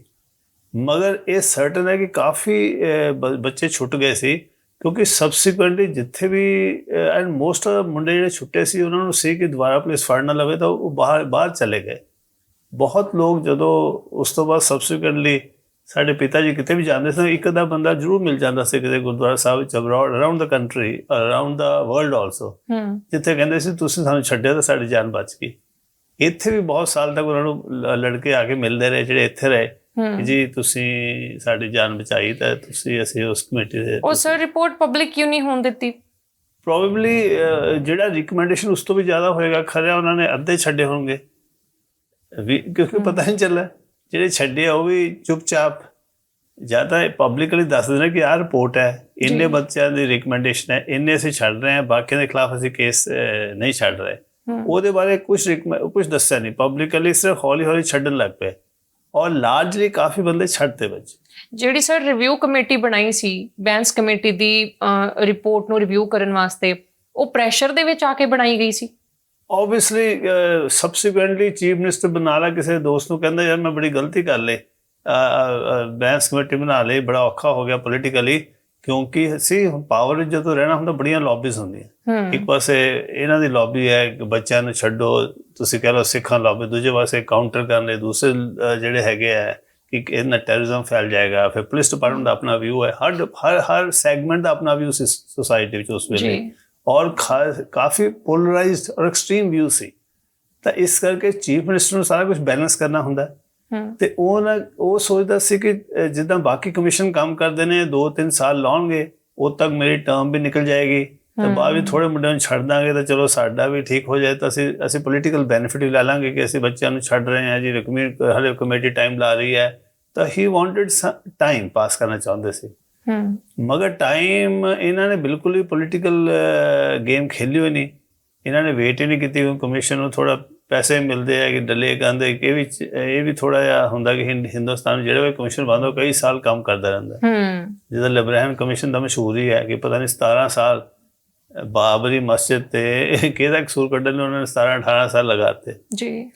ਤੇ ਉਸ ਹਿਸਾਬ ਨਾਲ ਦੇਖਿਆ ਜਾਵੇ ਤਾਂ 2.5 ਮਹੀਨੇ ਦਾ ਇੰਨਾ ਥੋੜਾ ਟਾਈਮ ਹੈ ਕਿ ਉਸ ਵੇਲੇ ਉਹਨੇ ਟਾਈਮ ਤੱਕ ਆਫਿਸ ਵੀ ਸੈੱਟ ਨਹੀਂ ਹੁੰਦਾ। ਉਹਨਾਂ ਨੂੰ ਕਦੀ ਪ੍ਰੈਸ਼ਰਾਈਜ਼ ਨਹੀਂ ਕੀਤਾ ਗਿਆ ਕਿ ਆਰਾਮ ਨਾਲ ਕੰਮ ਕਰੋ? ਉਹ ਤਾਂ ਸੋਚ ਨਹੀਂ ਸਕਦੇ ਸੀ ਕਿ ਇੰਨੀ ਜਲਦੀ ਉਹਨਾਂ ਤਾਂ ਹਲੇ ਆਫਿਸ ਨਹੀਂ ਅਲਾਟ, ਉਹਨਾਂ ਨੇ ਸੋਚਿਆ ਪਹਿਲਾਂ ਆਫਿਸ ਅਲਾਟ ਹੋਏਗਾ, ਫਿਰ ਅਸੀਂ ਸਟਾਫ ਦੇਵਾਂਗੇ, ਮੰਗਣਗੇ, ਫਿਰ ਇਹ ਕਾਰ ਮੰਗਣਗੇ, ਫਿਰ ਇਹ ਸੈਕਟਰੀ ਮੰਗਣਗੇ, ਫਿਰ ਇਹ ਸਿਕਿਉਰਿਟੀ ਮੰਗਣਗੇ, ਤਾਂ ਫਿਰ ਕੰਮ ਸ਼ੁਰੂ ਕਰਨਗੇ। ਉਹਨਾਂ ਨੂੰ ਤਾਂ ਬਿਲਕੁਲ ਹੀ ਬੜਾ ਝਟਕਾ ਲੱਗਾ ਜਦੋਂ ਰਿਪੋਰਟ ਹੀ ਆ ਗਈ, ਔਰ ਚਾਰੋਂ ਮੈਂਬਰਾਂ ਦੀ ਯੂਨੈਨਿਮਸ ਰਿਪੋਰਟ ਸੀ ਕਿ ਸਾਰੇ ਮੈਂਬਰ ਐਗਰੀ ਕਰਦੇ ਸੀ, ਉਹ ਇੰਡੀਪੈਂਡੈਂਟ ਸੀ ਔਰ ਰੀਜ਼ਨੇਬਲ ਚੰਗੇ ਸੀ, ਤਾਂ ਉਹਨਾਂ ਨੇ ਕੋਈ ਇਹ ਤੇ ਆਬਜੈਕਸ਼ਨ ਨਹੀਂ ਪਾਇਆ। ਤਾਂ ਸਰਕਾਰ ਨੂੰ ਇਸ ਕਰਕੇ ਬਹੁਤ ਵੱਡੀ ਐਮਬੈਰਸਮੈਂਟ ਹੋ ਗਈ। ਤੇ ਜਦੋਂ Barnala government subsequently government of India ਨੇ ਡਿਸਮਿਸ ਕੀਤੀ, ਇਹ ਇੱਕ ਕਾਰਨ ਰਿਹਾ ਹੋਏਗਾ। ਤੇ ਔਰ ਉਹਨਾਂ ਨੇ ਕਿਤੇ ਪ੍ਰਾਈਵੇਟਲੀ ਕਿਹਾ ਵੀ ਕਿ ਇਹ ਤਾਂ ਗਲਤੀ ਅਸੀਂ ਕਰ ਲਈ, ਜਿਹੜਾ ਕਮੇਟੀ ਬਣਾ ਲਈ। ਤੇ ਅਕਸਰ ਉਹਨਾਂ ਨੇ ਡੈਡੀ ਕਹਿੰਦੇ ਮੇਰੇ ਨਾਲ ਵੀ ਇੱਕ ਉਹਨਾਂ ਨੇ ਥੋੜਾ ਗੁੱਸਾ ਜ਼ਾਹਰ ਕੀਤਾ ਜਾਂ ਨਾਰਾਜ਼ਗੀ ਜ਼ਾਹਰ ਕੀਤੀ ਕਿ ਜੇ ਤੂੰ ਇੰਨੀ ਜਲਦੀ ਕੰਮ ਮੁਕਾਤਾ। ਤੇ ਲੋਕੀ ਡੈਡੀ ਕਹਿੰਦੇ ਕਿ ਤੁਹਾਨੂੰ ਇਹ ਯਾਦ ਰੱਖਣਗੇ ਨਾ, ਇਸੇ ਕਮੇਟੀ ਕਰਕੇ ਯਾਦ ਰੱਖਣਗੇ। ਔਰ ਵਾਕਈ ਬਨਾਲਾ ਸਾਹਿਬ ਨੂੰ ਹਰ ਬੰਦਾ ਯਾਦ ਕਰਦਾ ਹੈ ਕਿ ਉਹਨਾਂ ਨੇ ਇੰਨੇ ਬੱਚਿਆਂ ਨੂੰ ਛੱਡਤਾ। ਉਦੋਂ ਮਾਹੌਲ ਠੀਕ ਹੋ ਚੱਲਿਆ ਸੀ। ਜੇ ਬਨਾਲਾ ਸਰਕਾਰ ਨੂੰ ਡਿਸਮਿਸ ਨਹੀਂ ਕਰਦੇ ਤਾਂ ਉਹਦਾ ਇੱਕ ਗੁੱਡਵਿਲ ਜਨਰੇਟ ਹੋਈ ਸੀ, ਬੜੇ ਪਰਿਵਾਰਾਂ ਨੂੰ ਹੀਲਿੰਗ ਟੱਚ ਵੀ ਹੋਇਆ ਸੀ। ਤੇ ਉਹ ਬੜੀ ਵੱਡੀ ਮਿਸਟੇਕ ਸੀ, ਪੋਲੀਟੀਕਲ ਮਿਸਟੇਕ ਕਿ ਉਹਦੀ ਸਰਕਾਰ ਨੂੰ ਡਿਸਮਿਸ ਕਰਤਾ। ਪਰਸਨੈਲਿਟੀ ਵੀ ਉਹਨਾਂ ਦੀ ਬੜੀ ਮਾਈਲਡ ਸੀ, ਲਰਨਡ ਬੰਦੇ ਸੀ, ਐਂਡ ਸਬਸੀਕੁਐਂਟਲੀ ਟਰਨ ਆਊਟ ਜਿੱਥੇ ਵੀ ਉਹ ਗਏ ਹੀ ਡਿਡ ਅ ਗੁੱਡ ਜੌਬ। ਮਗਰ ਇਹ ਚੀਜ਼ ਉਹਨਾਂ ਨੂੰ ਫਿਰ ਵੀ ਉਹਨਾਂ ਨੂੰ ਲੱਗਾ ਕਿ ਬੜਾ ਪੋਲੀਟੀਕਲੀ ਮੇਰਾ ਪੋਲੀਟੀਕਲੀ ਤੁਸੀਂ ਹਾਰਮ ਹੀ ਕਰਤਾ, ਬੜੇ ਫਾਸਟ ਡੈਂਟ ਲੱਗਾ ਉਹਨਾਂ ਨੂੰ, ਕਿਉਂਕਿ ਉਹਨਾਂ ਦੇ ਉਸ ਕੌਨਸੀਕੁਐਂਸ ਵਿੱਚ ਪੁਲਿਸ ਖਿਲਾਫ ਹੋ ਗਈ, ਉਹਨਾਂ ਦੇ ਯੂਨੀਅਨ ਗਵਰਨਮੈਂਟ ਇੰਡੀਆ ਖਿਲਾਫ ਹੋ ਗਈ। ਤੇ ਅੱਧਾ ਚੱਦਾ ਛੱਡਿਆ। ਯੂਨੀਅਨ ਗਵਰਨਮੈਂਟ ਸਰ ਕਿਉਂ ਖਿਲਾਫ ਹੋਈ? ਕਿਉਂਕਿ ਪੰਜਾਬ ਔਰ ਕਸ਼ਮੀਰ ਤਾਂ ਬੜੀ ਦੇਰ ਤੋਂ ਗਵਰਨਮੈਂਟ ਆਫ ਇੰਡੀਆ ਦੇ ਹੋਮ ਡਿਪਾਰਟਮੈਂਟ ਹੀ ਗਵਰਨ ਕਰ ਰਹੇ। ਸਾਰੇ ਚੀਫ ਮਿਨਿਸਟਰ ਨੂੰ ਅਸੀਂ ਬਲੇਮ ਤਾਂ ਕਰਦੇ ਹਾਂ, ਬਟ ਉਹਨਾਂ ਨੂੰ ਕੋਈ ਖਾਸ ਆਜ਼ਾਦੀ ਨਹੀਂ ਹੈ। ਬਾਰਡਰ ਸਟੇਟ ਕਰਕੇ, ਸਿਕਿਉਰਿਟੀ ਕੰਸੀਡਰੇਸ਼ਨ ਕਰਕੇ, ਹਰ ਚੀਫ ਮਿਨਿਸਟਰ ਨੂੰ ਸਰਕਾਰ ਦੀ ਜਾਂ ਸੈਂਟਰਲ ਗਵਰਨਮੈਂਟ ਦੀ ਜਾਂ ਗਵਰਨਮੈਂਟ ਆਫ ਇੰਡੀਆ ਦੀ ਗੱਲ ਕਾਫੀ ਹੱਦ ਤੱਕ ਮੰਨਣੀ ਪੈਂਦੀ ਹੈ। ਤੇ ਜਿਹੜੀ ਸਾਡੀ ਪੁਲਿਸ ਹੈ ਉਹ ਡਾਇਰੈਕਸ਼ਨ ਉਹਨਾਂ ਨੂੰ ਕਾਫੀ ਸਾਲਾਂ ਤੋਂ ਉੱਥੋਂ ਹੀ ਮਿਲ ਰਹੀ ਹੈ। ਹਾਲੇ ਉਹ ਬਿਲਕੁਲ ਇੰਡੀਪੈਂਡੈਂਟਲੀ ਕੰਮ ਨਹੀਂ ਕਰ ਰਹੇ। ਅੱਜ ਵੀ ਮਿਲ ਰਹੀ ਹੈ ਸਰ? ਅੱਜ ਵੀ ਮਿਲ ਰਹੀ ਹੈ। ਤਾਂ ਚੀਫ ਮਿਨਿਸਟਰ ਸਟੇਬਲ ਨਹੀਂ ਰਹਿੰਦਾ, ਨਹੀਂ ਤਾਂ ਉਹਨੂੰ ਕਿਸੇ ਨਾ ਕਿਸੇ ਤਰੀਕੇ ਨਾਲ ਇੱਧਰ ਕਰਤਾ ਉੱਧਰ ਕਰਤਾ, ਉਹਨੂੰ ਡਿਸਮਿਸ ਹੋ ਹੀ ਜਾਂਦਾ। ਤਾਂ ਉਸੇ ਤਰ੍ਹਾਂ ਬਨਾਰਸ ਸਾਹਿਬ ਨੂੰ ਡਿਸਮਿਸ ਕਰਤਾ। ਹੀ ਮਸਟ ਵੀ ਥੋੜਾ ਇੰਡੀਪੈਂਡੈਂਟ ਚੀਫ ਮਿਨਿਸਟਰ ਹੋਣੇ ਹੈ ਕਿ ਉਹਨਾਂ ਨੂੰ ਨਹੀਂ ਟੋਲਰੇਟ ਕਰ ਸਕੇ ਦਿੱਲੀ ਗਵਰਨਮੈਂਟ। ਤਾਂ ਉਹਦੇ ਨਾਲ ਐਕਚੁਅਲੀ ਬੜਾ ਮਾਹੌਲ ਖਰਾਬ ਹੋਇਆ। ਉਸ ਤੋਂ ਬਾਅਦ ਰੀਅਲ ਜਿਹੜੀ ਕਹਿ ਰਹੇ ਨਾ ਆਪਾਂ, ਰੀਅਲ ਜਿਹੜਾ ਟ੍ਰੈਜਿਕ ਪੀਰੀਅਡ ਤਾਂ ਉਸ ਤੋਂ ਬਾਅਦ ਸਟਾਰਟ ਹੋਇਆ 88 onwards। ਬਨਾਲਾ ਗਵਰਨਮੈਂਟ ਡਿਸਮਿਸਡ ਇਨ 87। ਲੰਗੋਵਾਲ ਅਕੋਰਡ ਸ਼ੈਟਰ ਹੋ ਗਿਆ with the murder of Longowal. ਉਸ ਤੋਂ ਬਾਅਦ ਤਾਂ ਫਿਰ ਟਿਲ 95 ਜਦ ਤੱਕ ਪ੍ਰਕਾਸ਼ ਸਿੰਘ ਬਾਦਲ ਗਵਰਨਮੈਂਟ ਨਹੀਂ ਆਈ, ਪੰਜਾਬ ਡਿਸਟਰਬ ਜਗ੍ਹਾ ਸਟੇਟ ਹੀ ਸੀ। ਸਰ ਜਸਟਿਸ ਬੈਂਸ ਹਰਾਂ ਦੇ ਕੋਲ ਬਹੁਤ ਸਾਰੀਆਂ ਫੈਮਿਲੀਜ਼ ਆਈਆਂ ਵੀ ਸੀ ਉਸ ਰਿਪੋਰਟ ਤੋਂ, ਜਾਂ ਫਿਰ ਉਹ ਗੱਲ ਸਾਹਮਣੇ ਆਉਣ ਤੋਂ ਬਾਅਦ ਜਦੋਂ ਨੌਜਵਾਨ ਰਿਲੀਜ਼ ਕੀਤੇ ਜਾਂਦੇ ਨੇ, ਤੇ ਫਿਰ ਉਸ ਤੋਂ ਬਾਅਦ ਉਹਨਾਂ ਨੇ ਕੋਈ ਕਮਿਸ਼ਨ ਵੀ ਬਣਾਈ ਸੀ ਪੰਜਾਬ ਦੇ ਵਿੱਚ, ਇੰਡੀਆ ਦੇ ਵਿੱਚ ਮੇਰੇ ਖਿਆਲ ਪਹਿਲੀ ਕਮਿਸ਼ਨ ਸੀਗੀ ਉਹ ਹਿਊਮਨ ਰਾਈਟਸ ਦੇ ਲਈ ਕੰਮ ਕਰਨ ਵਾਲੀ। ਉਸ ਕਮੇਟੀ ਦੀ ਰਿਪੋਰਟ ਤੋਂ ਬਾਅਦ ਉਹਨਾਂ ਨੇ ਫਿਰ ਪੰਜਾਬ ਮਨੁੱਖ ਅਧਿਕਾਰ ਸੰਗਠਨ ਬਣਾਇਆ ਸੀ 85 ਦੇ ਵਿੱਚ। ਤੇ ਜਿਹੜੀ ਕਮਿਸ਼ਨ ਬਣਾਈ ਸੀ ਇਹ ਉਸ ਵੇਲੇ ਬਣਾਈ ਸੀ ਪੋਸਟ ਜਸਵੰਤ ਸਿੰਘ ਖਾਲੜਾ ਫੇਸ, ਜਦੋਂ 97 ਵਿੱਚ ਪ੍ਰਕਾਸ਼ ਸਿੰਘ ਬਾਦਲ ਹੋਣਾ ਦੀ ਗਵਰਨਮੈਂਟ ਬਣ ਗਈ ਸੀ ਜੀ। ਤੇ ਉਹਨਾਂ ਦਾ ਇੱਕ ਇਲੈਕਸ਼ਨ ਮੈਨੀਫੈਸਟੋ ਵਿੱਚ ਲਿਖਿਆ ਸੀ ਕਿ ਅਸੀਂ ਕਮਿਸ਼ਨ ਬਣਾਵਾਂਗੇ। ਕਿੰਨੇ ਬੰਦੇ ਮਾਰੇ ਪੁਲਿਸ ਨੇ, ਕਿੰਨੇ, ਜਿੱਦਾਂ ਹਲੇ ਤੱਕ ਕਿਸੇ ਨੂੰ ਪਤਾ ਨਹੀਂ। ਕੋਈ ਕਹਿ ਰਿਹਾ ਹਿੰਦੂ 35,000 ਮਾਰਤੇ, ਕੋਈ ਕਹਿੰਦਾ ਸਿੱਖ 25,000 ਮਾਰਤੇ, ਕੋਈ ਕਹਿੰਦਾ ਸਿਕਿਉਰਿਟੀ ਫੋਰਸਿਸ 5,000 ਮਾਰ ਗਏ। ਮਗਰ ਕਿਉਂਕਿ ਕਿਸੇ ਨੇ ਕੋਈ ਕਮਿਸ਼ਨ ਬਣਾਇਆ, ਕਿਸੇ ਨੇ ਅਥੈਂਟੀਕੇਟ ਨਹੀਂ ਕੀਤਾ, ਕੋਈ ਓਪਨਨੈਸ ਹੈ ਹੀ ਨਹੀਂ ਹੈ ਕਿ ਆਫਟਰ ਆਲ ਟੋਟਲ ਕਿਲਿੰਗਸ ਕਿੰਨੀਆਂ ਹੋਈਆਂ ਪੰਜਾਬ ਦੇ 85 to 95 ਜੀ, 88 to 95। ਅਸੀਂ ਆਪਣਾ ਕਾਊਂਟ ਕਰ ਰਹੇ ਹਾਂ ਕਿਉਂਕਿ ਸਾਡੇ 4 ਟੀਮਸ ਨੇ ਕੀਤੀਆਂ ਸੀ ਕਾਊਂਟ, ਤੇ ਉਹ ਵਿੱਚ 17,000 ਬੰਦੇ ਨੇ। ਤੇ ਮਗਰ ਅਥੈਂਟਿਕ ਡਾਟਾ ਨਾ ਹੋਣ ਕਰਕੇ ਹਰ ਬੰਦਾ ਦੇ ਕੋਲ ਬੜਾ ਵੱਡਾ ਸਪੇਸ ਹੈ ਕਿ ਆਪਣੇ ਸਬਜੈਕਟਿਵ ਅੰਡਰਸਟੈਂਡਿੰਗ ਨਾਲ ਕੁਝ ਵੀ ਕਹੀ ਜਾਂਦਾ। ਬਿੱਟੂ ਸਾਹਿਬ ਕਹਿ ਰਹੇ ਨੇ ਕਿ 35,000 ਹਿੰਦੂਸ ਮਰ ਗਏ, ਵਿਚ ਇਜ਼ ਸੋ ਐਗਜ਼ੈਗਰੇਟਿਡ। ਮੈਂ ਉਹ ਚੈੱਕ ਕਰਨਾ ਚਾਹਿਆ ਸੀ, ਮੈਂ ਕਲੌਡ ਨੂੰ ਪੁੱਛਿਆ ਕਿ ਮੇਜਰ ਹਿੰਦੂ ਮੈਸਕਰ ਕਿੰਨੇ ਹੋਏ, ਉਹਨਾਂ ਨੇ 12 ਦੱਸਿਆ। ਉਹਦੇ ਟੋਟਲ 370 ਬੰਦੇ ਮਰੇ ਸੀ ਬਸ। ਹਾਂ, ਕਾਫੀ ਹੁੰਦੇ 370 ਵੀ। ਪਰ ਜੋ ਰਵਨੀਤ ਬਿੱਟੂ ਡਾਟਾ ਅੰਕੜਾ ਕਹਿ ਰਹੇ ਨੇ ਉਸ ਤੇ ਮੈਂ I just wanted to check ਕਿ ਉਹ ਕਹਿ ਰਿਹਾ 35,000 ਅਸੀਂ ਜੋ 25,000 ਕਹਿ ਰਹੇ ਤਾਂ 17,000 ਲਿਸਟ ਵੀ ਦੇ ਰਹੇ ਨੇ। 17,000 ਦੀ ਲਿਸਟ ਸਾਡੇ ਕੋਲ ਹੈ ਔਰ ਉਹ ਅਥੈਂਟੀਕੇਟ ਨਹੀਂ ਹੈ। ਬਸ 66,000 ਲੇਟੈਸਟ ਲਿਸਟ ਦਾ ਔਰ 6600 ਲੇਟੈਸਟ ਲਿਸਟ ਦਾ ਹਾਈ ਕੋਰਟ ਵਿੱਚ ਹੈਗੀ। ਉਹ ਜਵਾਬ ਦਿੱਤਾ, ਸਰਕਾਰ ਉਹਨੂੰ ਡਿਨਾਈ ਨਹੀਂ ਕਰ ਸਕੀ। 100 ਗਲਤੀਆਂ ਕਰ ਸਕੀ ਜੀ, ਕੋਈ ਡੁਪਲੀਕੇਟ ਹੈ, ਕੋਈ ਹੈ, ਬਟ ਲਾਰਜਲੀ ਉਹ ਲਿਸਟ ਠੀਕ ਹੈ ਕਿਉਂਕਿ ਬੜੀ ਮਿਹਨਤ ਨਾਲ ਬਣਾਈ ਗਈ ਹੈ, ਆਰਟੀਆਈ ਨਾਲ ਬਣਾਈ ਗਈ, FIR ਦੇ ਬੇਸਡ ਹੈ। ਬਿੱਟੂ ਸਾਹਿਬ ਕਹਿ ਰਹੇ ਹੈ ਕਿ 35,000 ਹੋ ਗਏ ਤਾਂ ਡਾਟਾ ਇੱਕ ਵੀ ਨਹੀਂ ਦੇ ਰਹੇ। ਤੇ ਜਦੋਂ ਤੁਸੀਂ ਓਪਨ ਡੋਮੇਨ ਤੋਂ ਦੇਖਦੇ ਹੋ, ਮੈਂ 2 ਚੈਟ GPT ਨੂੰ ਪੁੱਛਿਆ ਕਿ ਤੁਸੀਂ ਦੱਸੋ ਕਿੰਨੇ ਮੇਜਰ ਮੈਸੇਕਰ ਹੋਏ ਐਂਡ ਧਰਮ ਦੇ ਵਾਈਸ ਤੇ ਕੋਈ ਡਾਟਾ ਐਗਜ਼ਿਸਟ ਕਰਦਾ ਕਿ ਨਹੀਂ ਕਰਦਾ। ਬਟ ਉਹਨਾਂ ਦਾ ਬੜਾ ਇੰਟਰਸਟਿੰਗ ਆਨਸਰ ਸੀ ਕਿ ਜਿਹੜੇ ਸਿਵਲੀਅਨ ਸਕਿਲਡ ਬਾਏ ਦਾ ਟੈਰਰਿਸਟ, ਉਹਨਾਂ ਵਿੱਚੋਂ ਵੀ 60% ਸਿੱਖ ਸੀ ਤਾਂ 40% ਹਿੰਦੂ ਸੀ। ਤੇ ਮੇਜਰ ਮੈਸੇਕਰ ਦੇ ਵਿੱਚ ਤਾਂ 300-400 ਤੋਂ ਜ਼ਿਆਦਾ ਨਹੀਂ ਮਰੇ। ਜਿਹੜਾ ਐਕਸਟਰਾਪੋਲੇਟ ਕਰਕੇ ਉਹ 35,000 ਦੀ ਗੱਲ ਕਰ ਰਹੇ ਤਾਂ ਕੰਪਲੀਟਲੀ। ਉਹਨਾਂ ਨੇ ਤਾਂ ਇਹ ਵੀ ਆਖਿਆ ਸੀ ਕਿ ਜੇ ਤੁਸੀਂ 25,000 ਕਹਿ ਰਹੇ ਹੋ ਤਾਂ ਉਹਦੀ ਫਿਰ ਡਾਕੂਮੈਂਟਸ ਵੀ ਵਿਖਾਓ। ਡਾਕੂਮੈਂਟਸ ਤਾਂ ਮੈਂ 10 ਵਾਰੀ ਬੋਲ ਚੁੱਕਾ ਪਿਛਲੇ 1 ਹਫ਼ਤੇ ਤੋਂ। ਡਾਕੂਮੈਂਟ ਅੱਜ ਵੀ ਅਵੇਲੇਬਲ ਹੈ। ਇੱਕ ਤਾਂ 6600 ਤਾਂ ਰਿਟ ਹਾਈ ਕੋਰਟ ਵਿੱਚ ਪੈਂਡਿੰਗ ਹੈ। ਇਹ ਗੱਲ ਬਿੱਟੂ ਜੀ ਨੂੰ ਪਤਾ ਨਹੀਂ, ਉਹ ਜਾਣ ਕੇ ਪੁੱਛ ਰਹੇ। ਫਿਰ ਪਤਾ ਨਹੀਂ ਕਿਉਂ ਬੋਲਦੇ, ਕਿਉਂਕਿ ਮੈਂ 10 ਵਾਰੀ ਰਿਪੀਟ ਕਰ ਚੁੱਕਾ। 6600 ਜਿਹੜੇ ਲੇਟੈਸਟ ਲਿਸਟ ਹੈ, ਜਿਹੜੀ ਕਿ ਇਨ ਐਡੀਸ਼ਨ ਹੈ, ਉਹਦੀ ਰਿਟ ਪਟੀਸ਼ਨ ਫਾਈਲ ਹੋਈ ਆ ਪਿਛਲੇ 5 ਸਾਲ ਤੋਂ।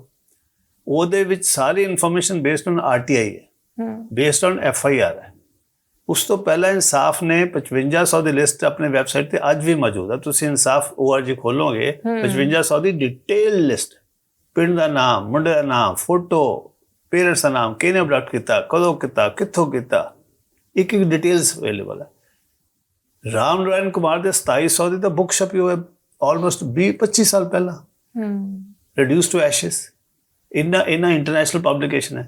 ਤੇ ਬਾਕੀ 2097 ਜਿਹੜੇ ਜਸਵੰਤ ਸਿੰਘ ਖਾਲੜ, ਉਹਦੀ ਤਾਂ ਸੁਪਰੀਮ ਕੋਰਟ ਨੇ ਇਨਕੁਆਇਰੀ ਕਰਕੇ 1500 ਪਰਿਵਾਰ ਨੂੰ ਕੰਪਨਸੇਸ਼ਨ ਤਾਂ ਦੇ ਚੁੱਕੇ ਜੀ। ਸਾਡਾ ਤਾਂ ਹਰ ਡਾਟਾ ਅਸੀਂ ਕਹਿੰਦੇ ਕਿ ਚੈਲੰਜ ਕਰੋ, ਓਪਨ ਕਰੋ, ਜੇ ਤੁਸੀਂ ਲੱਗਦਾ ਦੂਸਰੇ ਦਿਓ, ਕਿਉਂਕਿ ਅਸੀਂ ਕੋਈ ਹਿੰਦੂਆਂ ਦੇ ਖਿਲਾਫ ਥੋੜ੍ਹੀ ਹਾਂ। ਇਸ ਤਾਂ ਹਰ ਵਿਕਟਿਮ ਦੇ ਹੱਕ ਵਿੱਚ ਹੈ ਜੀ, ਤੇ ਜਿਹੜਾ ਵੀ ਕਰਦਾ ਉਹਦੇ ਖਿਲਾਫ ਹੈ। ਮਗਰ ਜਦੋਂ ਤੁਹਾਡਾ ਪਰਪਸ ਕੋਈ ਹੋਰ ਹੋਵੇ, ਹਿਊਮੈਨਿਟੇਰੀਅਨ ਨਹੀਂ ਹੋਵੇ, ਮਦਦ ਤਾਂ ਹੁਣ ਜੇ ਤੁਸੀਂ ਇੰਨੇ ਕੰਸਰਨਡ ਹੋ ਕਿ ਇੰਨੇ ਹਜ਼ਾਰ ਹਿੰਦੂਜ਼ ਮਾਰੇ ਗਏ ਤਾਂ ਫਰਸਟ ਥਿੰਗ ਸੀ ਕਿ ਇਹ ਕਾਊਂਟ ਕਰਕੇ ਉਹਨਾਂ ਨੂੰ ਦਿਓ ਕੋਈ ਕੰਪਨਸੇਸ਼ਨ, ਹੈਲਪ ਕਰੋ। ਕਮਿਸ਼ਨ ਹਰ ਸਰਕਾਰ ਤੋਂ ਮਨੁੱਖੀ ਅਧਿਕਾਰ ਲੋਕਾਂ ਨੇ ਮੰਗਿਆ ਜੀ, ਕਿਸੇ ਨੇ ਨਹੀਂ ਕਿ ਦਿੱਤੀ। ਕਿਉਂ ਨਹੀਂ ਦੇ ਰਹੇ? ਕਿਉਂਕਿ ਸ਼ਾਇਦ ਚੀਜ਼ਾਂ ਹੋਰ ਵੀ ਭਿਆਨਕ ਹੋਣ, ਸ਼ਾਇਦ ਡਾਟਾ 25,000 ਤੋਂ ਜ਼ਿਆਦਾ ਹੋਏ। ਜੀ, ਕਿਉਂ ਨਹੀਂ ਦੱਸ ਰਹੇ? ਪੁਲਿਸ ਕਿਉਂ ਖਿਲਾਫ ਹੈ ਕਾਊਂਟਿੰਗ ਦੇ? ਕਿਉਂਕਿ ਇੱਕੋ ਹੀ ਕਾਰਨ ਹੋ ਸਕਦਾ ਹੈ ਕਿ ਸ਼ਾਇਦ ਉਹਨਾਂ ਨੇ ਇਸ ਤੋਂ ਵੀ ਜ਼ਿਆਦਾ ਮਾਰੇ ਹੋਣ, ਤਾਂ ਅਦਰਵਾਈਜ਼ ਕਾਊਂਟਿੰਗ ਦੇ ਖਿਲਾਫ ਕਿਉਂ ਹੋ ਸਕਦੇ? ਤੁਸੀਂ ਹੈਲਪ ਹੀ ਕਰਨੀ ਹੈ। ਕੇਸਿਸ ਤਾਂ ਸਰ ਅੱਜ ਵੀ ਚੱਲ ਰਹੇ ਨੇ ਨਾ, ਕੇਸਿਸ ਚੱਲ ਰਹੇ ਨੇ, ਬਟ ਉਹ ਕੇਸਿਸ ਲਾਰਜਲੀ ਉਹ ਕੇਸ ਹੈ ਜਿੱਥੇ ਜ਼ਿਆਦਾ ਪਰਿਵਾਰਾਂ ਨੇ ਫੋਲੋ ਅਪ ਕੀਤੇ, ਜਾਂ ਜਿਹੜੇ ਜਸਵੰਤ ਸਿੰਘ ਖਾਲੜਾ ਦੇ 2097 ਦੀ ਲਿਸਟ ਵਿੱਚ ਸੁਪਰੀਮ ਕੋਰਟ ਨੇ ਸੀਬੀਆਈ ਨੂੰ ਕਿਹਾ ਸੀ ਕਿ ਜਿਹੜਾ ਕੇਸਾਂ ਵਿੱਚ ਐਵੀਡੈਂਸ ਐਗਜ਼ਿਸਟ ਕਰਦਾ ਹੈ ਉੱਥੇ ਤੁਸੀਂ ਕ੍ਰਿਮੀਨਲ ਪ੍ਰੋਸੀਕਿਊਸ਼ਨ ਵੀ ਕਰਨੀ ਹੈ। ਤੇ ਨੈਸ਼ਨਲ ਹਿਊਮਨ ਰਾਈਟਸ ਕਮਿਸ਼ਨ ਨੂੰ ਕਿਹਾ ਸੀ ਕਿ ਜਿਨ੍ਹਾਂ ਵਿੱਚ ਤੁਸੀਂ ਲਾਰਜਲੀ ਇਹ ਡਿਟਰਮਿਨ ਕਰ ਲਓ ਕਿ ਉਹਨਾਂ ਦੀ ਲਾਸ਼ਾਂ ਨੂੰ ਜਲਾਇਆ ਗਿਆ ਵਿਦਆਊਟ ਪ੍ਰੋਪਰ ਸੈਰੇਮਨੀ, ਇਹਨਾਂ ਦੇ ਪਰਿਵਾਰ ਨੂੰ ਨਹੀਂ ਦਿਆ ਗਿਆ, ਉਹਨਾਂ ਨੂੰ ਵੀ ਕੰਪਨਸੇਸ਼ਨ ਦਿਓ।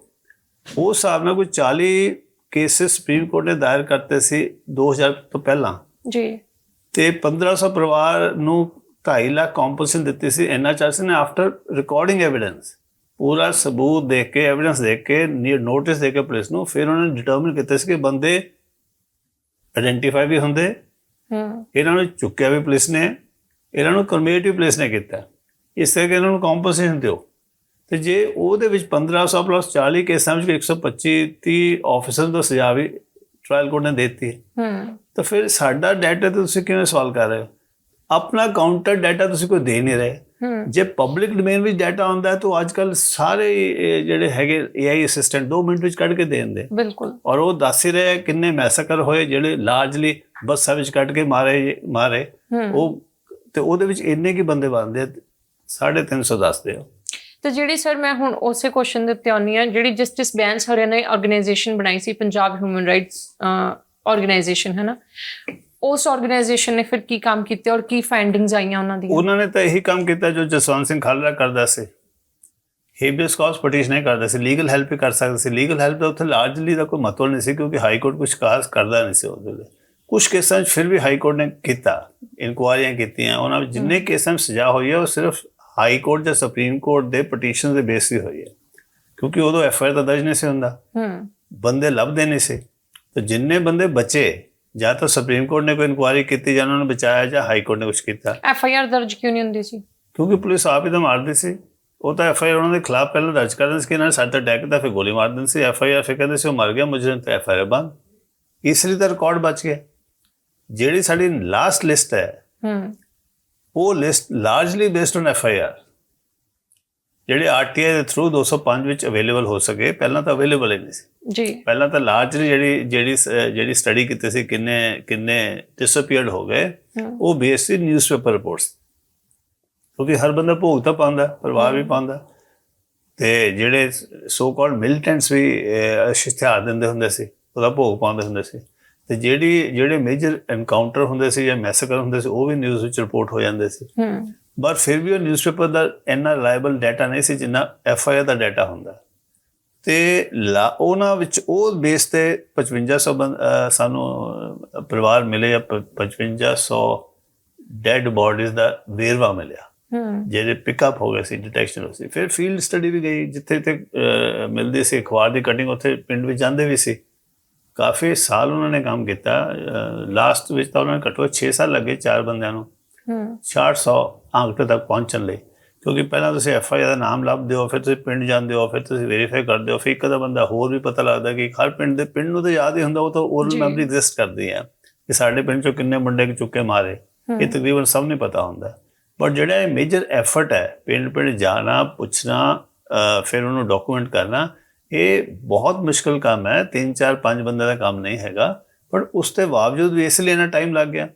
ਆਲਮੋਸਟ 95 ਤੋਂ ਕਿੰਨੇ 30 ਸਾਲ ਬਾਅਦ, 30 ਸਾਲ ਹੀ ਹੋ ਚੱਲੇ, 30 ਸਾਲ ਬਾਅਦ 31 ਸਾਲ, ਹਾਂ 31 ਸਾਲਾਂ ਵਿੱਚ ਅਸੀਂ ਕੀ ਲੱਭ ਸਕੇ ਹਾਂ? 17000 ਬੰਦਿਆਂ ਦੇ ਡਰਿਲ ਲੱਭ ਸਕੇ, ਲੱਭੇ ਹੀ ਨਹੀਂ ਸਰ ਸੀ। ਕਿਉਂ? ਕਿਉਂਕਿ ਜੇ ਕਿਤੇ ਆਫੀਸ਼ੀਅਲ ਐਫਰਟ ਹੁੰਦੀ, ਕਮਿਸ਼ਨ ਬਣਿਆ ਹੁੰਦਾ ਤਾਂ ਬੜਾ ਆਸਾਨ ਕੰਮ ਸੀ, 1-2 ਸਾਲ ਦਾ ਕੰਮ ਸੀ। ਮਗਰ ਕਿਉਂਕਿ ਤੁਸੀਂ ਨਾ ਹੀ ਕਿਸੇ ਨੂੰ ਕਰਨ ਦਿੱਤਾ। ਕਰਨ ਕਿਉਂ ਨਹੀਂ ਦਿੱਤਾ? ਕਿ ਐਫਰਟ ਕੀਤੀ ਗਈ ਸੀ 97 ਵਿੱਚ ਪੀਪਲਸ ਕਮਿਸ਼ਨ ਦੀ, ਤੁਸੀਂ ਗੱਲ ਕੀਤੀ ਨਾ, ਕਮਿਸ਼ਨ ਬਣਾਇਆ ਸੀ। ਉਦੋਂ ਜਸਟਿਸ ਕੁਲਦੀਪ ਸਿੰਘ ਜਿਨ੍ਹਾਂ ਨੇ ਬੜਾ ਅਹਿਮ ਰੋਲ ਅਦਾ ਕੀਤਾ ਸੀ ਜਸਵੰਤ ਸਿੰਘ ਖਾਲੜਾ ਦੇ ਪ੍ਰੋਟੈਕਸ਼ਨ ਕਹਿ ਲਓ ਜਾਂ ਉਹਨਾਂ ਦੇ ਉਸ ਕੇਸ ਵਿੱਚ ਉਹਨਾਂ ਨੇ ਇਮੀਡੀਏਟਲੀ ਆਰਡਰ ਕੀਤਾ CBI ਨੂੰ ਪ੍ਰੋਸੀਕਿਊਸ਼ਨ ਦਾ। ਉਹ ਰਿਟਾਇਰ ਹੋ ਗਏ ਸੀ 96 ਵਿੱਚ। ਜਦੋਂ ਰਿਟਾਇਰ ਹੋ ਗਏ ਤਾਂ ਪੋਸਟ ਰਿਟਾਇਰ ਰਾਮ ਨਾਰਾਇਣ ਕੁਮਾਰ ਬੜਾ internationally known human rights activist ਸੀ। ਉਹਨਾਂ ਨੇ ਹੀ ਇਜ਼ ਅਥਰ ਆਲਸੋ। ਉਹਨਾਂ ਨੇ ਰਿਕੁਐਸਟ ਕੀਤੀ ਕਿ 3-4 ਬਾਹਰੋਂ ਜੱਜ ਲਿਆਂਦੇ ਤਾਂ ਕਿ ਉਹਨਾਂ ਦੀ ਨਿਊਟਰੈਲਿਟੀ ਰਵੇ। ਤੇ ਜਸਟਿਸ ਕੁਲਦੀਪ ਸਿੰਘ ਨੂੰ ਵੀ ਰਿਕੁਐਸਟ ਕੀਤੀ ਕਿ ਤੁਸੀਂ ਸਾਡੀ ਹੈਲਪ ਕਰੋ। ਤਾਂ ਫਿਰ ਬਾਹਰਲੇ 3 ਜੱਜਾਂ ਦੇ ਕੋਈ ਇੱਕ ਬੰਬੇ ਤੋਂ ਆਇਆ ਸੀ ਮਿਸਟਰ ਸੁਰੇਸ਼, ਇੱਕ ਜਸਟਿਸ ਤਵਾਤੀਆ ਹਰਿਆਣੇ ਦਾ ਸੀ, ਇੱਕ ਹੋਰ ਜੱਜ ਸੀ। ਇਹਨਾਂ ਦਾ ਟ੍ਰਿਬਿਊਨਲ ਬਣਾਇਆ ਤਾਂ ਅਸੀਂ ਕਿਹਾ ਕਿ ਇਹਨਾਂ ਦੇ ਸਾਹਮਣੇ ਵਿਕਟਿਮਸ ਟੈਸਟਮਨੀ ਦੇਣਗੇ, ਆਪਣੀ ਕਹਾਣੀ ਦੱਸਣਗੇ ਤੇ ਇੱਕ ਵਰਡਿਕਟ ਦੇਣਗੇ। ਇਨਫੋਰਸੇਬਲ ਤਾਂ ਨਹੀਂ ਹੋਏਗੀ ਮਗਰ ਫਿਰ ਵੀ ਇੱਕ ਇਤਿਹਾਸ ਤਾਂ ਬਣੇਗਾ, ਇੱਕ ਡਾਕੂਮੈਂਟੇਸ਼ਨ ਤਾਂ ਬਣੇਗਾ। ਆਰਡੀਨਰਲੀ ਕੋਈ ਪ੍ਰੋਬਲਮ ਨਹੀਂ ਹੋਣੀ ਚਾਹੀਦੀ। ਇਹਦੇ ਵਿੱਚ ਕੀ ਪ੍ਰੋਬਲਮ ਹੈ? ਹਲੇ 4 ਦਿਨ ਹੀ ਹੋਏ ਸੀ। ਪਹਿਲਾਂ ਤਾਂ ਕਿਸੇ ਸਰਕਾਰ ਨੇ ਜਗ੍ਹਾ ਨਹੀਂ ਦਿੱਤੀ ਸਾਨੂੰ ਚੰਡੀਗੜ੍ਹ। ਅਲਟੀਮੇਟਲੀ ਸੈਕਟਰ 34 ਦੇ ਗੁਰਦੁਆਰਾ ਸਾਹਿਬ ਨੇ ਹਿੰਮਤ ਕੀਤੀ। ਉਹ ਕਹਿੰਦੇ ਕਿ ਅਸੀਂ ਅਰੇਂਜਮੈਂਟ ਕਰ ਦਾਂਗੇ, ਅਸੀਂ ਤੁਹਾਨੂੰ ਹਾਲ ਦੇਵਾਂਗੇ। ਉਹਨਾਂ ਨੂੰ ਦਿੱਤਾ ਵੀ, ਸੰਗਤ ਨੂੰ ਸਾਰਾ ਕੁਝ ਲੰਗਰ ਪਾਣੀ ਵੀ ਖਿਲਾਇਆ। ਸੰਗਤ ਆਉਣ ਵੀ ਲੱਗ ਪਈ। 4 ਦਿਨਾਂ ਵਿੱਚ ਇੰਨਾ ਰਿਸਪਾਂਸ ਆਇਆ ਜਿੱਦਾਂ ਪਿਕਚਰ ਦਾ ਦੇਖਿਆ ਨਾ ਤੁਸੀਂ ਰਿਸਪਾਂਸ। ਜੇ ਕਤਲੇਆਮ ਨਾ ਹੋਇਆ ਹੁੰਦਾ ਤਾਂ ਇੰਨਾ ਰਿਸਪਾਂਸ ਕਿੱਧਰੋਂ ਆ ਸਕਦਾ ਸੀ? ਇੰਨਾ ਵੱਡਾ ਰਿਸਪਾਂਸ ਆਇਆ 4 ਦਿਨ ਵਿੱਚ। ਪਹਿਲੇ ਦਿਨ ਜੇ 50 ਬੰਦੇ, ਦੂਜੇ ਦਿਨ 200 ਵਿਕਟਮ ਆਏ, ਤੀਜੇ ਦਿਨ 400 ਵਿਕਟਮ ਆਏ। ਤੇ ਪੁਲਿਸ ਅਫਸਰਾਂ ਨੇ ਹਾਈ ਕੋਰਟ ਡਰਦੇ ਤੇ ਰਿਟ ਕਰਤੇ ਕਿ ਜੇ ਇਹਨਾਂ ਦਾ ਮਾਹੌਲ ਖਰਾਬ ਹੋ ਜਾਏਗਾ। ਉਹੀ ਆਰਗੂਮੈਂਟ ਜੋ ਅੱਜ ਦੇ ਰਹੇ ਨੇ 25 ਸਾਲ ਬਾਅਦ ਵੀ ਕਿ ਮਾਹੌਲ ਖਰਾਬ ਹੋ ਜਾਏਗਾ, ਇਹਨੂੰ ਬੰਦ ਕਰਾਓ। ਔਰ ਹਾਈ ਕੋਰਟ ਨੇ ਬੰਦ ਕਰਾਤੀ। ਹਾਈ ਕੋਰਟ ਜਿਹੜਾ ਵਿਕਟਮ ਦੇ ਨਾਲ ਹੋਣਾ ਚਾਹੀਦਾ ਹੈ, ਜਿਹਦਾ ਕੋਈ ਲੈਣਾ ਦੇਣਾ ਨਹੀਂ ਲਾਅ ਐਂਡ ਆਰਡਰ ਦਾ, ਉਹ ਸਰਕਾਰ ਦਾ ਕੰਮ ਹੈ। ਹਾਈ ਕੋਰਟ ਜਿਹਨੂੰ ਔਰ ਅਲਟੀਮੇਟ ਕਿਸੇ ਨੂੰ ਮਾਰਨਾ ਤਾਂ ਅਲਟੀਮੇਟ ਲਾਸ ਆਫ ਲਾਈਫ ਹੈ। ਰਾਈਟ ਟੂ ਲਾਈਫ ਤੋਂ ਉੱਤੇ ਦਾ ਕੋਈ ਹੱਕ ਹੈ ਨਹੀਂ। ਉਸ ਦੇ ਬਾਵਜੂਦ ਹਾਈ ਕੋਰਟ ਨੇ ਸਟਾਪ ਕਰਾਤਾ, ਸੁਪਰੀਮ ਕੋਰਟ ਨੇ ਅਪਹੈਲਡ ਕੀਤਾ ਆਰਡਰ। ਇਸ ਕਰਕੇ ਜਿਹੜਾ ਅੱਜ ਤੱਕ ਘੱਟੋ ਘੱਟ ਐਫਰਟ ਤਾਂ ਕੀਤੀ, ਅਸੀਂ ਕਹਿ ਸਕਦੇ ਕਿ ਅਸੀਂ ਇਨਫੋਰਮੇਸ਼ਨ ਇਕੱਠੇ ਕਰਨ ਦੀ ਬੜੀ ਐਫਰਟ ਕੀਤੀ। ਮਗਰ ਜਿਹਦੇ ਹਾਈ ਕੋਰਟ ਹੀ ਰੋਕ ਲਏ, ਸੁਪਰੀਮ ਕੋਰਟ ਹੀ ਰੋਕ ਲਏ, ਸਰਕਾਰਾਂ ਕਰਨੇ ਚਾਹਣ ਨਾ ਤਾਂ ਫਿਰ ਅੱਜ ਕਹੋ ਕਿ ਤੁਸੀਂ ਡਾਟਾ ਪੂਰਾ ਕਿਉਂ ਨਹੀਂ ਦੇ ਰਹੇ? ਅਸੀਂ ਜਿੰਨਾ ਕਰ ਸਕੇ ਅਸੀਂ ਇਕੱਠਾ ਕੀਤਾ, ਤੁਸੀਂ ਕੁਝ ਵੀ ਨਹੀਂ ਕੀਤਾ। ਤੁਹਾਡੇ ਕੋਲ ਪਾਵਰ ਸੀ, ਸ਼ਕਤੀ ਸੀ, ਰਿਸੋਰਸਿਸ ਸੀ, ਤੁਸੀਂ ਤਾਂ ਵੀ ਨਹੀਂ ਕੀਤਾ। ਪੁਲਿਸ ਕੋਲ ਕਿੰਨੀਆਂ ਪਾਵਰਾਂ, ਉਹ ਇਮੀਡੀਏਟਲੀ ਉਹ ਤਾਂ ਲੱਭ ਸਕਦੇ ਆ ਕਿੰਨੇ FIR ਕਿੰਨੇ, ਉਹਨਾਂ ਨੂੰ ਕੀ ਪ੍ਰੋਬਲਮ ਕੀ ਦੱਸਣਗੇ? ਪਰ ਪੁਲਿਸ ਤਾਂ ਖੁਦ ਕਰ ਰਹੀ ਸੀ ਨਾ, ਤਾਂ ਕਿਉਂ ਲੱਭੇਗੀ? ਉਹ ਕਿਉਂ ਦੱਸਣਗੇ? ਸੋ ਜਿਹੜੀ ਸਾਰੀ ਆਪੋਜੀਸ਼ਨ ਹੈ ਇੱਕੋ ਗੱਲ ਤੇ ਪੁਆਇੰਟ ਆਊਟ ਕਰਦੀ ਹੈ ਕਿ ਜੋ ਅਸੀਂ ਕਹਿ ਰਹੇ ਹਾਂ ਉਹਦੇ ਸੱਚਾਈ ਹੈ, ਔਰ ਇਸੇ ਲਈ ਪਿਕਚਰ ਤੋਂ ਵੀ ਇੰਨਾ ਹਗਾਮਾ ਕਿਉਂ ਹੋ ਰਿਹਾ। ਉਹ ਇਹ ਆਸਪੈਕਟ ਸਾਨੂੰ ਤਾਂ ਪਤਾ ਹੀ ਸੀ, ਡੇ 1 ਤੋਂ ਇਹ ਕਹਾਣੀ ਸੁਣ ਰਹੇ। ਜਸਵੰਤ ਸਿੰਘ ਖਾਲੜਾ ਦਾ ਠੀਕ ਹੈ ਬਹੁਤ ਜ਼ਿਆਦਾ ਬਾਈ ਵਰਚੂ ਆਫ ਉਹਨਾਂ ਦੀ ਪਰਸਨੈਲਿਟੀ, ਬਾਈ ਵਰਚੂ ਆਫ ਉਹਨਾਂ ਨੂੰ ਪੂਰਾ ਮੌਕਾ ਸੀ ਬਚਣ ਦਾ, ਉਸ ਦੇ ਬਾਵਜੂਦ ਲਿਟਰਲੀ ਉਹ ਵਾਪਸ ਆਏ। ਉਹਦੇ ਨਾਲ ਬਹੁਤ ਜ਼ਿਆਦਾ ਉਹ ਬਣ ਜਾਂਦਾ ਜਿਹੜਾ ਹੁੰਦਾ ਨਾ response public. It is literally ਜਿਹਨੂੰ ਆਪਾਂ ਕਹਿੰਦੇ ਸ਼ਹੀਦ ਜਾਂ ਸ਼ਹਾਦਤ, ਕੌਨਸ਼ੀਅਸਲੀ ਤੁਸੀਂ ਡੈਥ ਨੂੰ ਜੱਫੀ ਪਾਉਂਦੇ ਹੋ, ਅੰਬਰੇਸ ਕਰਦੇ ਹੋ। ਉਸ ਕਰਕੇ ਇਹਦੇ ਵਿੱਚ ਬੜਾ ਸਟੋਰੀ ਬਹੁਤ ਜ਼ਿਆਦਾ ਇਮੋਸ਼ਨਲ ਹੋ ਜਾਂਦੀ ਹੈ ਔਰ ਬਰੇਵ ਵੀ ਹੋ ਜਾਂਦੀ ਹੈ। ਮਗਰ ਗਵਰਨਮੈਂਟ ਐਂਡ ਬਾਕੀ ਏਜੰਸੀਜ਼ ਨੂੰ ਔਰ ਬਾਕੀ ਪੋਲੀਟੀਕਲ ਪਾਰਟੀਆਂ ਦਾ ਕੋਈ ਇਸ਼ੂ ਨਹੀਂ ਸੀ। ਉਹ ਆਪਣੇ ਕਮਿਸ਼ਨ ਬਣਾ ਸਕਦੇ। SGPC ਨੇ ਨਹੀਂ ਕੀਤਾ। ਸ਼੍ਰੋਮਣੀ ਗੁਰਦੁਆਰਾ ਪ੍ਰਬੰਧਕ ਕਮੇਟੀ ਕੋਲ ਤਾਂ ਬਹੁਤ ਰਿਸੋਰਸਿਸ ਸੀ। ਉਹਨਾਂ ਨੂੰ ਕੀ ਡਰ ਸੀ? ਉਹਨਾਂ ਨੂੰ ਡਰ ਵੀ ਨਹੀਂ ਸੀ, ਉਹਨਾਂ ਕੋਲ ਰਿਸੋਰਸਿਸ ਸੀ। ਉਹਨਾਂ ਦੇ ਆਪਣੇ ਬੰਦੇ ਤਾਂ ਵਿਕਟਿਮ ਸੀ, ਉਹਨਾਂ ਨੂੰ ਸਭ ਕੁਝ ਪਤਾ ਸੀ। ਔਰ ਹੁਣ ਇੱਥੇ ਆ ਜਾਂਦਾ ਪਾਵਰ ਐਂਡ ਹਿਊਮੈਨਿਟੇਰੀਅਨ ਕੰਮ। ਸ਼ਾਇਦ ਐਡਵੋਕੇਟ ਹਰਜਿੰਦਰ ਸਿੰਘ ਧਾਮੀ ਤਾਂ ਲੜਦੇ ਵੀ ਰਹੇ ਨੇ ਹਿਊਮਨ ਰਾਈਟਸ। ਸਭ ਤੋਂ ਪਹਿਲਾਂ ਕਨਵਿਕਸ਼ਨ ਉਹਨਾਂ ਨੇ ਕਰਾਇਆ ਸੀ। ਮੈਂ ਉਹ ਜਜਮੈਂਟ ਪੜ੍ਹੀ। ਸਭ ਤੋਂ one of the first conviction ਜਦੋਂ ਕਿਸੇ ਪੁਲਿਸ ਅਫਸਰ ਦਾ ਹੋਇਆ ਸੀ ਇੱਦਾਂ ਦੇ ਫੇਕ ਇਨਕਾਊਂਟਰ, ਤੇ ਉਹ ਹੀ ਵਾਜ਼ ਦਾ ਕਾਉਂਸਲ। ਮੈਂ ਉਹਨਾਂ ਨੂੰ ਵਧਾਈਆਂ ਵੀ ਦਿੱਤੀਆਂ ਸੀ। ਤੇ ਮਗਰ ਇਹੀ ਲੱਗਦਾ ਕਿ ਜਦੋਂ ਤੁਸੀਂ ਪਾਵਰ ਦੇ ਨੇੜੇ ਚੱਲ ਜਾਂਦੇ ਹੋ ਫਿਰ ਤੁਹਾਨੂੰ ਇੱਕ ਬੈਲੈਂਸਿੰਗ ਐਕਟ ਜ਼ਿਆਦਾ ਇੰਪੋਰਟੈਂਟ ਲੱਗਦਾ, ਇਨਸਾਫ ਘੱਟ ਇੰਪੋਰਟੈਂਟ ਲੱਗਦਾ। ਤੁਸੀਂ ਕਦੀ ਉਹਨਾਂ ਨੂੰ ਫਿਰ ਆਖਿਆ ਨਹੀਂ ਕਿ ਹੁਣ ਤੁਹਾਡੇ ਕੋਲ ਪਾਵਰ ਵੀ ਹੈ? ਨਹੀਂ, ਜਿੰਨੀ ਵਾਰੀ ਮੀਟਿੰਗ ਬੁਲਾਉਂਦੇ ਇਸ ਤਰ੍ਹਾਂ ਕਹਿੰਦੇ ਕਿ ਤੁਸੀਂ ਹੋਰ ਨਾ ਕਰੋ, ਵਿਕਟਿਮਸ ਦੀ ਮਦਦ ਤਾਂ ਕਰਦੇ ਹੋ। ਵਿਕਟਿਮਸ ਤਾਂ ਹਲੇ ਵੀ ਐਗਜ਼ਿਸਟ ਕਰਦੇ ਆ, ਕੁਝ ਫੈਮਿਲੀ ਦਾ ਬਹੁਤ ਬੁਰਾ ਹਾਲ ਹੈਗਾ। ਤੁਸੀਂ ਉਹ ਵੀ ਤਾਂ ਹੀਲਿੰਗ ਟੱਚ ਹੀ ਹੋਏਗੀ।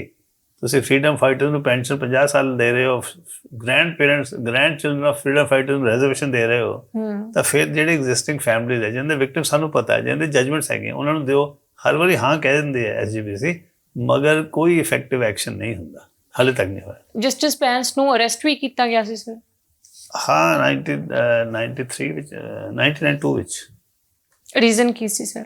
ਸਪੀਚ ਦਿੱਤੀ ਸੀ ਉਹਨਾਂ ਨੇ ਹੋਲਾ ਮਹੱਲਾ ਤੇ ਅਨੰਦਪੁਰ ਸਾਹਿਬ 1992 ਦੇ 18 ਮਾਰਚ ਨੂੰ। ਤੇ 4 ਅਪ੍ਰੈਲ ਨੂੰ ਉਹਨਾਂ ਨੂੰ ਅਰੈਸਟ ਕੀਤਾ ਸੀ ਇਸੇ ਟਾਡਾ ਦਾ ਕੇਸ ਪਾ ਕੇ ਕਿ ਤੁਸੀਂ ਜਿਹੜੀ ਸਪੀਚ ਸੀ ਉਹ ਸੈਡੀਸ਼ੀਅਸ ਸਪੀਚ ਸੀ।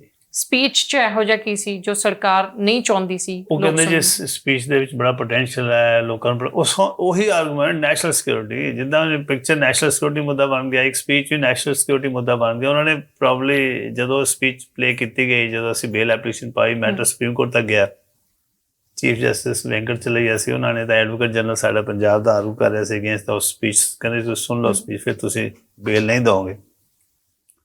ਸਪੀਚ ਦੇ ਵਿੱਚ ਜਿਹੜਾ ਪਹਿਲਾ ਹੀ ਸੈਂਟੈਂਸ ਸੀ ਉਹ ਇਹ ਸੀ ਕਿ ਪੀਸਫੁਲ ਸਟਰਗਲ, ਬੱਚਿਆਂ ਨੂੰ ਐਡਵਾਈਸ ਦੇ ਰਹੇ ਸੀ ਕਿ ਪੀਸਫੁਲ ਸਟਰਗਲ ਦੇ ਜੀ ਬੜੀ ਪਾਵਰ ਹੁੰਦੀ ਹੈ, ਹਰ ਇਸ਼ੂ ਤੇ ਆਰਮ ਸਟਰਗਲ ਦੀ ਜ਼ਰੂਰਤ ਨਹੀਂ ਹੁੰਦੀ, ਹਰ ਕੰਮ ਬੰਦੂਕ ਨਾਲ ਨਹੀਂ ਹੁੰਦਾ ਜੀ, ਕੁਝ ਗਾਂਧੀ ਤੋਂ ਵੀ ਸਿੱਖ ਲਓ। ਉਹਨੇ ਵੀ ਤਾਂ ਕੁਇਟ ਇੰਡੀਆ ਮੂਵਮੈਂਟ ਚਲਾਈ ਸੀ ਅੰਪਾਇਰ ਦੇ ਖਿਲਾਫ। ਜੇ ਤੁਹਾਨੂੰ ਇੰਨਾ ਇੰਪੋਰਟੈਂਟ ਲੱਗਦਾ ਹੈ ਕਿ ਤੁਸੀਂ ਓਪਰੈਸ ਹੋ ਰਹੇ ਹੋ, ਤੁਹਾਡੇ ਤੋਂ ਤੰਗ ਕਰ ਰਹੇ ਹੋ, ਪੁਲਿਸ ਮਾਰ ਕੁੱਟ ਰਹੀ ਹੈ, ਤਾਂ ਫਿਰ ਆਪਾਂ ਕੁਇਟ, ਉਹਨਾਂ ਨੂੰ ਕਹੋ ਕੁਇਟ ਪੰਜਾਬ, ਸਾਸੇ ਜ਼ੁਲਮ ਨਹੀਂ ਸਹਿਣਾ। ਮਗਰ ਇਹੋ ਜਿਹੇ ਕੋਈ ਸਪੀਚ ਸੀ, ਉਹ ਬੜਾ ਮਾੜਾ ਟੇਪ ਰਿਕਾਰਡਰ ਸੀ ਤੇ ਉਹਦੇ 'ਚ ਅੱਧੀ ਤਾਂ ਆਵਾਜ਼ਾਂ ਦੂਜੀਆਂ ਉੱਦਾਂ ਹੀ ਡਿਸਟਰਬੈਂਸ ਜ਼ਿਆਦਾ ਸੀ ਤੇ ਉਹ ਚੀਫ ਜਸਟਿਸ ਹੱਸਣ ਲੱਗ ਪਿਆ। ਤੇ ਜਦੋਂ ਫਿਰ ਅਲਟੀਮੇਟਲੀ ਸਰਕਾਰ ਨੇ ਕਹਿਤਾ ਜੀ ਠੀਕ ਹੈ ਜੀ ਤੁਸੀਂ ਬੇਲ ਐਪਲੀਕੇਸ਼ਨ ਪਾਸੇ ਪੋਜ਼ ਨਹੀਂ ਕਰਾਂਗੇ, ਉਹਨਾਂ ਨੇ ਇਸ ਅੰਡਰਟੇਕਿੰਗ ਦੇ ਤੇ ਨੀਚੇ ਫਿਰ ਬੇਲ ਹੋ ਗਈ। ਜੇਲ੍ਹ ਦੇ ਵਿੱਚ ਉਹਨਾਂ ਦੇ ਨਾਲ ਪੁਲਿਸ ਨੇ ਮਿਸਬਿਹੇਵਸ ਵੀ ਕੀਤੇ ਸੀ। ਉਹ ਜਦੋਂ ਜੇਲ੍ਹ ਤੋਂ ਵਿੱਚ ਤਾਂ ਨਹੀਂ ਕਿਸੇ ਨੇ ਕੀਤਾ, ਜਦੋਂ ਪ੍ਰੋਬਬਲੀ ਜਿਸ ਦਿਨ ਅਰੈਸਟ ਕੀਤਾ ਸੀ ਉਦੋਂ ਥੋੜਾ ਧੱਕਾ, ਇਨਸਲਟ ਕਰਨਾ, ਧੋਬੀ ਛੜਾ ਕਰਨਾ। ਉਹਨਾਂ ਤੇ ਅਟੈਕ ਵੀ ਹੋਇਆ ਸਰ ਕਦੇ? ਅਟੈਕ ਤਾਂ ਨਹੀਂ ਹੋਇਆ ਕਦੇ ਵੀ ਕਿਸੇ ਹੈਰਿੰਗ ਦੇ ਦੌਰਾਨ ਜਾਂ ਵੈਸੇ ਕਦੇ ਨਹੀਂ। ਅਟੈਕ ਤਾਂ ਉਹ ਤਾਂ ਬੜਾ ਪਿਆਰ ਮਿਲਦਾ ਸੀ, ਸਾਰੀ ਸੰਗਤ ਪਿਆਰ ਹੀ ਬੜਾ ਕਰਦੇ ਸੀ। ਲੋਕ ਉਹਨਾਂ ਨੂੰ ਕਹਿੰਦੇ ਸੀ ਇਹ ਲੋਕਾਂ ਦੇ ਜੱਜ ਨੇ। ਨਹੀਂ, ਉਹਨਾਂ ਨੂੰ ਬਹੁਤ ਪਿਆਰ ਮਿਲਿਆ ਆਫਟਰ ਰਿਟਾਇਰਮੈਂਟ। ਤਾਂ ਉਹਨਾਂ ਜਿੱਥੇ ਵੀ ਸਾਰੀ ਦੁਨੀਆ ਵਿੱਚ ਜਿੱਥੇ ਮੈਂ ਹਲੇ ਵੀ ਜਾਂਦਾ ਤਾਂ ਮੈਨੂੰ ਇਸ ਲਈ ਇੱਜ਼ਤ ਮਿਲਦੀ ਹੈ ਕਿ ਮੈਂ ਅਜੀਤ ਸਿੰਘ ਬੈਂਸ ਦਾ ਮੁੰਡਾ, ਹਾਲਾਂਕਿ ਮੈਨੂੰ ਲੱਗਦਾ ਨਹੀਂ ਕਿਸੇ ਪਾਸੇ ਉਹਨਾਂ ਦਾ ਮੁੰਡਾ। ਸਰ ਖਾਲੜਾ ਸਾਹਿਬ ਦੇ ਨਾਲ ਜਸਟਿਸ ਬੈਂਸ ਹਰਾਂ ਦੀ ਕੋਲੈਬੋਰੇਸ਼ਨ ਕਿਵੇਂ ਦੀ ਸੀ? ਖਾਲੜਾ ਸਾਹਿਬ ਮੇਰੇ ਤੋਂ 5 ਸਾਲ ਵੱਡੇ ਸੀ ਤੇ ਇਹੀ ਕੰਮ ਕਰਦੇ ਸੀ, ਲੀਗਲ ਰਿਡਰੈਸਲ, ਵਿਕਟਮਸ ਦੇ ਘਰ ਜਾਣਾ, ਕੰਸੋਲ ਕਰਨਾ, ਉਹਨਾਂ ਦੇ ਕੇਸ 'ਚ ਬਣਦਾ ਤਾਂ ਬਣਾਉਣ ਦੀ ਕੋਸ਼ਿਸ਼ ਕਰਨੀ ਕਿਸੇ ਨਾ ਕਿਸੇ ਲਾਇਰ ਦੇ ਥਰੂ ਜਿਹੜੇ ਪ੍ਰੋ ਬੋਨੋ ਕੰਮ ਕਰਦੇ ਸੀ। ਤੇ ਫਰੀਕੁਐਂਟਲੀ ਚੰਡੀਗੜ੍ਹ ਇਸ ਕਰਕੇ ਆਉਣਾ ਪੈਂਦਾ ਸੀ ਉਹਨਾਂ ਨੂੰ ਕਿਸੇ ਨਾ ਕਿਸੇ ਲੈ ਕੇ। ਤਾਂ ਮਨੁੱਖੀ ਅਧਿਕਾਰ ਸੰਗਠਨ ਦਾ ਕੰਮ ਵੀ ਉਦੋਂ ਇਹੀ ਸੀ, ਜ਼ਿਆਦਾਤਰ ਜਾ ਕੇ ਲੋਕਾਂ ਨੂੰ ਹੌਸਲਾ ਦੇਣਾ। ਤਾਂ ਇਸ ਕਰਕੇ ਜਦੋਂ ਵੀ ਉੱਧਰ ਜਾਂਦੇ ਸੀ, ਪਿਤਾ ਜੀ ਕਾਫੀ ਐਕਟਿਵ ਸੀ, ਕਾਫੀ ਹਰ ਭੋਗ 'ਤੇ ਜਾਂਦੇ ਹੁੰਦੇ ਸੀ। ਤੇ ਕੋਈ ਵੱਡਾ ਜਾਂ ਖਾੜਕੂ ਮਰਦਾ ਸੀ ਜਾਂ ਕੋਈ ਲੀਡਰ ਮਰਦਾ ਸੀ ਜਾਂ ਕੋਈ ਵੱਡਾ ਹੋਰ ਕੋਈ ਕਿਲਿੰਗ ਹੁੰਦੀਆਂ ਸੀ ਤਾਂ ਅਸੀਂ ਉੱਥੇ ਪਿੰਡ ਵਿੱਚ ਜਾਂਦੇ ਹੁੰਦੇ ਸੀ। ਤਾਂ ਉੱਥੇ ਹਮੇਸ਼ਾ ਹੀ ਜਦੋਂ ਜਾਂਦੇ ਸੀ ਇੱਧਰਲੇ ਪਾਸੇ ਪੱਟੀ ਮਾਝੇਵਾਲ, ਤਾਂ ਉੱਥੇ ਜਸਵੰਤ ਸਿੰਘ ਖਾਲੜਾ ਵਾਜ਼ ਦਾ ਮੋਸਟ ਐਕਟਿਵ। ਫਿਰ ਜਦੋਂ ਇਲੈਕਸ਼ਨ ਲੜੀ ਉਹਨਾਂ ਨੇ 93 'ਚ ਆਪਣੀ ਬਾਈ ਇਲੈਕਸ਼ਨ ਲੜੀ ਜਲੰਧਰ ਦੀ, ਤਾਂ ਉਹਦੇ ਮੇਨ ਕੰਪੇਨਰ ਸੀ Jaswant Singh as a young man. ਉਹਨੇ ਬੜੀ ਮਿਹਨਤ ਕੀਤੀ। ਉਸੇ ਦੌਰਾਨ ਮੈਨੂੰ ਜ਼ਿਆਦਾ ਕਲੋਜ਼ ਆਇਆ ਕਿਉਂਕਿ ਮੈਂ ਵੀ ਉੱਥੇ ਸੀ ਕਿ ਪਿਤਾ ਇਲੈਕਸ਼ਨ ਲੜ ਰਹੇ ਤਾਂ ਅਸੀਂ ਵੀ ਪਿੰਡਾਂ 'ਚ ਘੁੰਮ ਰਹੇ ਸੀ ਤੇ ਉਹਨਾਂ ਦੀ ਕੈਸਟਾਂ ਰਿਕਾਰਡ ਕੀਤੀਆਂ ਸੀ ਅਸੀਂ, ਕਿਉਂਕਿ ਉਹੀ ਜ਼ਿਆਦਾ ਅੱਛਾ ਸਪੀਚ ਦਿੰਦੇ ਸੀ ਜਸਵੰਤ ਸਿੰਘ ਤੇ ਉਹਨਾਂ ਦੀ ਕੈਸਟਾਂ ਰਿਕਾਰਡ ਕਰਕੇ ਉਹ ਅਸੀਂ ਪਲੇ ਕਰਦੇ ਸੀ, ਡਿਸਟ੍ਰੀਬਿਊਟ ਕਰਦੇ ਹੁੰਦੇ ਸੀ। ਸਰ ਜਸਵੰਤ ਸਿੰਘ ਖਾਲੜਾ ਕੇਸ ਦੇ ਵਿੱਚ 9 ਜਣਿਆਂ ਦਾ ਨਾਮ CBI ਨੇ ਲਿਆ ਪਰ ਉਹਦੇ ਵਿੱਚੋਂ ਪਨਿਸ਼ਮੈਂਟ ਸਿਰਫ 5 ਨੂੰ ਹੀ ਮਿਲਦੀ ਹੈ ਕਿਉਂਕਿ ਇੱਕ ਨੇ ਆਤਮ ਹੱਤਿਆ ਕਰ ਲਈ, top boss Ajit Singh Sandhu, top of the team, killers team. ਥੱਲੇ 2 DSP ਸੀ, ਉਹਦਾ ਇੱਕ ਨੂੰ ਹਾਰਟ ਅਟੈਕ ਹੋ ਗਿਆ, ਅਸ਼ੋਕ ਕੁਮਾਰ ਦਾ। ਜਸਪਾਲ ਸਿੰਘ ਹੁਣ ਭੱਜਿਆ ਹੋਇਆ ਤਾਂ ਸਭ ਨੇ ਸੁਣ ਲਿਆ ਉਹ ਵੀ। ਤਾਂ ਉਹਦੇ ਥੱਲੇ 4 SHO ਸੀ ਤੇ ਉਹਨਾਂ ਵਿੱਚੋਂ ਇੱਕ ਕੁਇਟ ਕਰਤਾ ਸੀ ਟ੍ਰਾਇਲ ਕੋਰਟ ਨੇ। ਉਹਦੇ ਖਿਲਾਫ ਕੋਈ ਐਵੀਡੈਂਸ ਨਹੀਂ ਸੀ ਆਇਆ, ਉਹਨੂੰ ਪਛਾਣਿਆ ਨਹੀਂ ਕਿਸੇ ਨੇ ਸੀ। ਤੁਹਾਨੂੰ ਯਾਦ ਤੋਂ ਪਹਿਲਾਂ ਚਾਹੇ ਅਬਡਕਸ਼ਨ ਹੋਈ ਹੈ ਬਟ ਕਿਸੇ ਨੂੰ ਕੋਈ ਤਾਂ ਪਛਾਣਿਆ ਕਿ ਉੱਥੇ ਸੀ ਜੀ। ਤੇ ਪਹਿਚਾਨਣਾ ਜਿੱਥੇ ਪੂਰੀ ਟੀਮ ਹੀ ਪੁਲਿਸ ਦੀ ਹੋਵੇ ਔਰ ਪੂਰਾ ਕੁਛ ਪਾ ਕੇ ਆਈ ਹੋਵੇ ਬੜਾ ਔਖਾ ਹੋ ਜਾਂਦਾ। ਤੇ ਕਿਸੇ ਵਿਟਨੈਸ ਨੇ ਪਛਾਣ ਨਹੀਂ ਸਕੀ ਤਾਂ ਇਸ ਕਰਕੇ 2 ਬੰਦੇ ਕੁਇਟ ਹੋ ਗਏ ਸੀ, ਇੱਕ ਰਿਸ਼ਪਾਲ ਸਿੰਘ ਦਾ, ਇੱਕ ਆਈ ਥਿੰਕ ਅਮਰਜੀਤ, ਤੇ ਬਾਕੀ 5 ਹੀ ਰਹਿ ਗਏ। ਫਿਰ 5 ਨੂੰ ਉਮਰ ਕੈਦ ਹੋ ਗਈ ਸੀ। ਸਰ 3 ਸਾਲ ਤੱਕ CBI ਕੁਲਦੀਪ ਸਿੰਘ ਬਚੜਾ ਤੱਕ ਪਹੁੰਚ ਹੀ ਨਹੀਂ ਸਕੀ ਜਾਂ ਫਿਰ ਉਹ ਖੁਦ ਹੀ ਚੁੱਪ ਸੀਗੇ? ਨਹੀਂ, CBI ਦੇ ਕੋਲ ਤਾਂ CBI ਨੂੰ ਤਾਂ ਕੁਲਦੀਪ ਸਿੰਘ ਨਹੀਂ ਮਿਲਿਆ, ਉਹ ਤਾਂ ਅਸੀਂ ਲੈ ਕੇ ਗਏ ਸੀ ਉਹਨਾਂ ਕੋਲ। CBI ਨੇ ਤਾਂ ਚਾਰਜ ਸ਼ੀਟ ਕਰਕੇ ਅਬਡਕਸ਼ਨ ਦਾ ਕੇਸ ਬਣਾਇਆ ਸੀ CBI ਨੇ, ਕਿਉਂਕਿ CBI ਕੋਲ ਕੇਸ ਚਲਾ ਗਿਆ ਸੀ 96 ਦੇ ਵਿੱਚ ਜੀ। ਤੇ 96 ਤੱਕ ਇਹਨਾਂ ਨੇ 1 ਸਾਲ ਦੀ ਇਨਵੈਸਟੀਗੇਸ਼ਨ ਕਰਕੇ 97 ਤੱਕ ਇਹਨਾਂ ਨੇ ਪਾਤਾ ਸੀ, ਚਾਰਜ ਸ਼ੀਟ ਲਾਤੇ, ਚਲਾਨ ਪੇਸ਼ ਕਰਤਾ ਸੀ। ਉਹਦੇ ਵਿੱਚ 9 ਪੁਲਿਸ ਅਫਸਰਾਂ ਦਾ ਨਾਮ ਵੀ ਦਿੱਤਾ ਸੀ, ਜੀ ਬਟ ਉਹ ਕੇਸ ਬਣਿਆ ਸੀ ਅਬਡਕਸ਼ਨ ਦਾ। ਉਹਨਾਂ ਕੋਲ ਐਵੀਡੈਂਸ ਸੀ, ਅਬਡਕਸ਼ਨ ਕੀਤਾ ਗਿਆ, ਫਿਰ ਪੁਲਿਸ ਸਟੇਸ਼ਨ 'ਚ ਰੱਖਿਆ ਗਿਆ, ਫਿਰ ਟਾਰਚਰ ਕੀਤਾ ਗਿਆ, ਉਸ ਤੋਂ ਅੱਗੇ ਨਹੀਂ ਉਹ ਪਹੁੰਚ ਸਕੇ। ਉਹ ਜਿਹੜਾ ਮਿਸਿੰਗ ਲਿੰਕ ਅਬਡਕਸ਼ਨ ਤੋਂ ਬਾਅਦ ਜਿਹੜਾ ਮਰਡਰ ਦਾ ਮਿਸਿੰਗ ਲਿੰਕ ਹੈ, ਉਹ ਕੁਲਦੀਪ ਸਿੰਘ ਨੇ ਪ੍ਰੋਵਾਈਡ ਕੀਤਾ, ਕਿਉਂਕਿ ਇਨਸਾਈਡਰ ਸੀ, ਸਪੈਸ਼ਲ ਪੁਲਿਸ ਅਫਸਰ ਸੀ, ਅਪਾਇੰਟਡ ਵੀ ਉੱਥੇ ਸੀ, ਉਸ ਇਹਦਾ guard C, one of the accused Satnam Singh, ਤਾਂ ਉਹਦੀ ਉੱਥੇ ਨੈਚੁਰਲ ਪ੍ਰੈਜ਼ੈਂਸ ਸੀ। ਉਹਨੇ ਦੱਸਿਆ ਉਹਦੀ ਡਿਊਟੀ ਲੱਗੀ ਹੋਈ ਸੀ ਖਾਣਾ ਖਿਲਾਉਣ ਦੀ, ਉਹਨੂੰ ਰੱਖਣ ਦੀ, ਕਿਹੜੇ ਕਮਰੇ ਰੱਖਦੇ ਸੀ, ਪ੍ਰਾਈਵੇਟ ਕਮਰੇ ਰੱਖਦੇ ਸੀ, ਤਾਂ ਹਮੇਸ਼ਾ ਕਿਉਂਕਿ ਉਹ ਇੱਕ ਅਕਿਊਜ਼ ਦੇ ਨਾਲ ਰਹਿੰਦਾ ਸੀ, ਇਸ ਕਰਕੇ ਉਹਨੂੰ ਸਭ ਕੁਝ ਪਤਾ ਹੀ ਸੀ ਟਿਲ ਦਾ ਲਾਸਟ ਕੀ ਹੋਇਆ। ਤੇ ਉਹਦੇ ਤੱਕ ਪਹੁੰਚਣ 'ਚ ਇੰਨਾ ਟਾਈਮ ਕਿਉਂ ਲੱਗਾ, ਜਾਂ ਉਹਨੂੰ ਕਨਵਿੰਸ ਕਰਨ 'ਚ ਟਾਈਮ ਲੱਗਾ? ਉਹ ਤਾਂ ਕਿਸੇ ਨੂੰ ਪਤਾ ਨਹੀਂ ਨਾ ਸੀ, ਕਿਉਂਕਿ ਕੋਈ ਸੋਚ ਵੀ ਨਹੀਂ ਸਕਦਾ ਸੀ ਅਕਿਊਜ਼ਡ ਦਾ ਕੋਈ ਬਾਡੀਗਾਰਡ ਦੱਸੇਗਾ ਸੱਚਾਈ। ਹਾਲਾਂਕਿ ਸੀਬੀਆਈ ਨੇ ਇੰਟਰਵਿਊ ਤਾਂ ਕੀਤੀਆਂ ਹੋਣਗੀਆਂ ਜੀ, ਬਟ ਉਹਨਾਂ ਨੇ ਉਦਾਂ ਦੀ ਇੰਟਰਵਿਊ ਨਹੀਂ ਨਾ ਕੀਤੀਆਂ ਜਿੱਦਾਂ ਪੰਜਾਬ ਪੁਲਿਸ ਕੁੱਟ-ਕਾਟ ਕੇਸ ਬਣਾ ਲੈਂਦੀ ਹੈ। ਉਹਨਾਂ ਨੇ ਤਾਂ ਪ੍ਰੋਪਰ ਡੀਸੈਂਟ ਤਰੀਕੇ ਨਾਲ ਇਨਵੈਸਟੀਗੇਸ਼ਨ ਕੀਤੀ ਹੈ, ਤੇ ਉਹਦੇ ਵਿੱਚ ਉਹਨਾਂ ਨੇ ਇਸ ਕਰਕੇ ਉਹ ਕਿਸੇ ਪੁਲਿਸ ਅਫਸਰ ਨੂੰ ਫੋਰਸ ਤਾਂ ਕਰ ਨਹੀਂ ਸਕੇ, ਜਾਂ ਕਿਸੇ ਗਾਰਡ ਨੇ ਦੱਸਿਆ ਵੀ ਨਹੀਂ। ਇਹ ਤਾਂ ਬੜਾ ਹਰਟ ਹੋ ਕੇ ਨੇ ਦੱਸਿਆ ਨਾ, ਜਦੋਂ ਇਹਨੂੰ ਪ੍ਰੋਮਿਸ ਕੀਤਾ ਗਿਆ ਸੀ ਕਿ ਤੈਨੂੰ ਕਾਂਸਟੇਬਲ ਬਣਾਵਾਂਗੇ। ਔਰ ਅਜੀਤ ਸਿੰਘ ਸੰਧੂ ਦੀ ਸੁਸਾਈਡ ਦੇ ਬਾਅਦ ਜਦੋਂ ਇਹ ਫਾਇਰ ਪੁਲਿਸ ਅਫਸਰਾਂ ਕੋਲ ਗਿਆ ਕਿ ਜੇ ਹੁਣ ਮੈਨੂੰ ਬਣਾ ਦਿਓ, ਮੇਰਾ ਹੁਣ ਕੌਣ ਰੱਬ ਰਾਖਾ, ਉਹਨਾਂ ਨੇ ਮੈਨੂੰ ਸੰਧੂ ਸਾਹਿਬ ਨੇ ਕਿਹਾ ਸੀ। ਉਦੋਂ ਤੱਕ ਸੰਧੂ ਸਾਹਿਬ ਦੀ ਜਿਹੜੀ ਮੋਰਲ ਸਟੈਂਡਿੰਗ ਬੜੀ ਖਤਮ ਹੋ ਚੁੱਕੀ ਸੀ, ਕਿਉਂਕਿ ਉਹਨਾਂ ਦੇ ਜਿਹੜੇ crime and extra judicial killing police department 'ਚ ਬਦਨਾਮ ਹੋ ਚੁੱਕੇ ਸੀ, ਤੇ ਕਿਸੇ ਨੇ ਉਹਦੀ ਗੱਲ ਨਹੀਂ ਸੁਣੀ ਕਿ ਤੈਨੂੰ ਸੰਧੂ ਨੇ ਕੀ ਕਿਹਾ। ਉਹਨਾਂ ਨੇ ਇਨਸਲਟ ਕਰਕੇ ਇਹਨੂੰ ਕੱਢਿਆ ਆਫਿਸ 'ਚੋਂ, ਤੇ ਉਸ ਤੋਂ ਦੁੱਖ ਦੇ ਵਿੱਚ ਇਹ ਖਾਲੜਾ, ਕਿਉਂਕਿ ਅਖਬਾਰਾਂ ਵਿੱਚ ਆ ਰਿਹਾ ਸੀ ਜਸਵੰਤ ਸਿੰਘ ਖਾਲੜੇ ਦਾ, ਇਹਨੂੰ ਸਮਝ ਆਇਆ ਕਿ ਇਹ ਤਾਂ ਬੰਦਾ ਉਹੀ ਹੈ ਜਿਹੜਾ ਜਸਵੰਤ ਸਿੰਘ ਜਿਹੜਾ ਅਸੀਂ ਮੈਂ ਜਿਹੜਾ ਸਭ ਕੁਝ ਦੇਖਿਆ, ਤੇ ਇਹਨੂੰ ਇਹ ਵੀ ਸਮਝ ਲੱਗ ਗਿਆ ਕਿ ਬੜਾ ਇੰਪੋਰਟੈਂਟ ਚੀਜ਼ ਹੈ। ਤਾਂ ਫਿਰ ਇਹ ਖਾਲੜਾ ਮਿਸ਼ਨ ਕਮੇਟੀ ਦੇ ਮੈਂਬਰਾਂ ਕੋਲ ਗਿਆ ਤਰਨਤਾਰਨ, ਉਹਨਾਂ ਨੂੰ ਦੱਸਿਆ ਕਿ ਮੈਂ ਸਭ ਕੁਝ ਜਾਣਦਾ, ਤੁਸੀਂ ਮੈਨੂੰ ਸੀਬੀਆਈ ਕੋਲ ਲੈ ਜਾਓ। ਫਿਰ ਉਹ ਇੱਥੇ ਚੰਡੀਗੜ੍ਹ ਆਏ ਮੇਰੇ ਆਫਿਸ, ਫਿਰ ਮੈਂ ਵੀ ਕਹਾਣੀ ਸੁਣੀ। ਫਿਰ ਸਾਨੂੰ ਹਾਲੇ ਵੀ ਡਾਊਟ ਤਾਂ ਬੜਾ ਸੀ ਕਿ ਖਰਿਆ ਪੁਲਿਸ ਨੇ ਪਲਾਂਟ ਕੀਤਾ ਹੈ, ਬਾਅਦ 'ਚ ਮੁੱਕਰ ਜਾਏਗਾ, ਪਰ ਇਹ ਸੋਚਿਆ ਕਿ ਸੀਬੀਆਈ ਕੋਲ ਜ਼ਿਆਦਾ ਐਬਿਲਿਟੀ ਹੈ ਇਹ ਜਾਂਚ ਕਰਨ ਲਈ ਕਿ ਸੱਚ ਬੋਲਦਾ ਝੂਠ ਬੋਲਦਾ, ਤਾਂ ਅਸੀਂ ਸੀਬੀਆਈ ਕੋਲ ਲੈ ਗਏ। ਉੱਥੇ ਉਹਨਾਂ ਨੇ ਚਲੋ ਬੜਾ ਪ੍ਰੌਮਪਟ ਐਕਸ਼ਨ ਲਿਆ, ਸਟੇਟਮੈਂਟ ਰਿਕਾਰਡ ਕੀਤੀ, ਇਹਨੂੰ ਸਿਕਿਉਰਿਟੀ ਪ੍ਰੋਵਾਈਡ ਕਰਤੀ, ਕਿਉਂਕਿ ਹਾਈ ਸੁਪਰੀਮ ਕੋਰਟ ਨੇ ਕਿਹਾ ਸੀ ਕਿ ਜਿਹੜਾ ਵੀ ਲੋੜ ਹੈ ਉਹਨੂੰ ਸਿਕਿਉਰਿਟੀ ਦਿਓ ਜੀ, ਤੇ ਇਹਨੂੰ ਵੀ ਸਿਕਿਉਰਿਟੀ ਦਿੱਤੀ, ਉਸ ਕਰਕੇ ਜਾਨ ਵੀ ਬਚ ਗਈ। ਤੇ ਫਾਈਨਲੀ ਇਹਦੇ ਹੀ ਟੈਸਟਮਨੀ ਤੇ ਮਰਡਰ ਪ੍ਰੂਵ ਕਰਕੇ 302 ਦੇ ਵਿੱਚ ਸਜ਼ਾ ਦੇ ਸਕਿਆ ਕੋਰਟ ਔਰ ਸੁਪਰੀਮ ਕੋਰਟ। ਪਰ ਸਰ ਕੁਲਦੀਪ ਸਿੰਘ ਨੂੰ ਇੰਨਾ ਸਮਾਂ ਲੱਗਿਆ ਵੀ ਇਹ ਗੱਲ ਦੱਸਣ ਦੇ ਵਿੱਚ, ਉਦੋਂ ਤੱਕ ਕਿਸੇ ਨੂੰ ਇਹ ਪਤਾ ਨਹੀਂ ਸੀ ਕਿ ਹੋ ਸਕਦਾ ਹੁਣ ਤੱਕ ਖਾੜਾ ਸਾਹਿਬ ਨੂੰ ਮਾਰ ਦਿੱਤਾ ਗਿਆ ਹੋਵੇ? ਹਾਂ, ਜੇ ਇਮੀਡੀਏਟਲੀ ਪਤਾ ਲੱਗ ਜਾਂਦਾ ਹੈ ਤਾਂ ਫਿਰ ਤਾਂ ਬਚ ਵੀ ਸਕਦੇ ਸੀ। ਤੇ ਸਰ ਜਿਵੇਂ ਜਸਵੰਤ ਸਿੰਘ ਖਾੜਾ ਕੈਨੇਡਾ ਵੀ ਗਏ, ਉਹਨਾਂ ਨੇ ਇੰਟਰਨੈਸ਼ਨਲ ਲੈਵਲ ਦੇ ਉੱਤੇ ਜਾ ਕੇ ਇਸ ਚੀਜ਼ ਨੂੰ ਰਿਪਰੈਜ਼ੈਂਟ ਕੀਤਾ ਕਿ ਹਿਊਮਨ ਰਾਈਟਸ ਦੀ ਵਾਇਲੇਸ਼ਨ ਹੋ ਰਹੀ ਹੈ, ਉੱਦਾਂ ਹੀ ਜਨੇਵਾ ਜਾ ਕੇ ਜਸਟਿਸ ਬੈਂਸ ਨੇ ਵੀ ਕੀਤਾ ਸੀ। ਹਾਂ, ਡੈਡੀ ਤਾਂ ਕਾਫੀ ਸਾਲ ਕੰਪੇਨ ਕਰਦੇ ਰਹੇ, 84 onwards till his death in 2022, almost 2000 ਤੱਕ ਲਾਸਟ ਸਟੇਟਮੈਂਟ ਉਹਦੀ 15 ਦਿਨ ਪਹਿਲਾਂ ਰਿਕਾਰਡ ਕੀਤੀ ਸੀ। ਜਿਹੜੇ ਮਜੀਠੀਆ ਸਾਹਿਬ ਦੇ ਖਿਲਾਫ ਕੇਸ ਦਰਜ ਹੋਇਆ ਤਾਂ ਉਹਦੀ ਰਿਪੋਰਟ ਉਹਨਾਂ ਨੇ ਦਿੱਤੀ ਸੀ 5-6 ਸਾਲ ਪਹਿਲਾਂ, ਤਾਂ ਉਹਦੇ ਲਾਸਟ ਸਟੇਟਮੈਂਟ ਉਹਨੇ 15-20 ਦਿਨ ਪਹਿਲਾਂ ਉਹਨਾਂ ਦੀ ਰਿਕਾਰਡ ਕੀਤੀ ਗਈ ਸੀ ਜਨਵਰੀ 2022 ਦੇ ਵਿੱਚ। ਸੋ ਹੀ ਵਾਸ ਵੈਰੀ ਐਕਟਿਵ ਟਿਲ 2021।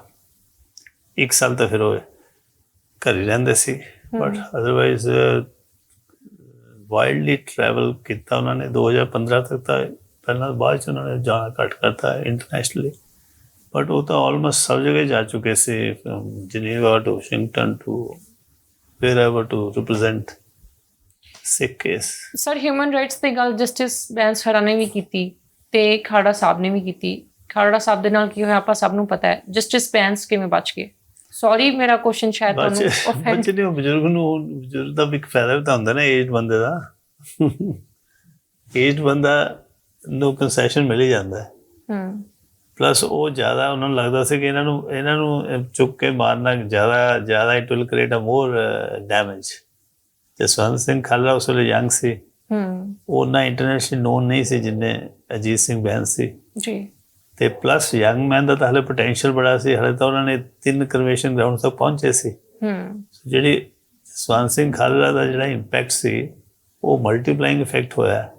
ਉਹਨਾਂ ਦੀ ਅਜੀਤ ਸਿੰਘ ਬੈਂਸ ਨੇ ਤਾਂ ਚਲੋ ਟਰੈਵਲ ਕੀਤਾ, ਰਿਪੋਰਟਾਂ ਛਾਪੀਆਂ, ਬੰਦੇ ਇਕੱਠੇ ਕੀਤੇ, ਪਰ ਜਿਹੜਾ ਸਡਨ ਇਫੈਕਟ ਜਸਵੰਤ ਸਿੰਘ ਖਾਲੜਾ ਦਾ ਹੋਇਆ, ਬੇਸਿਕਲੀ ਪੁਲਿਸ ਨੇ ਮਿਸਕੈਲਕੂਲੇਟ ਕੀਤਾ ਕਿ ਸ਼ਾਇਦ ਇਸ ਕਿਲਿੰਗ ਨਾਲ ਕੋਈ ਫਰਕ ਨਹੀਂ ਪਏਗਾ, ਜਿੱਦਾਂ ਉਹਨਾਂ ਨੇ ਬਾਕੀ ਲਾਇਰਸ ਮਾਰਤੇ, ਜਰਨਲਿਸਟ ਮਾਰਤੇ।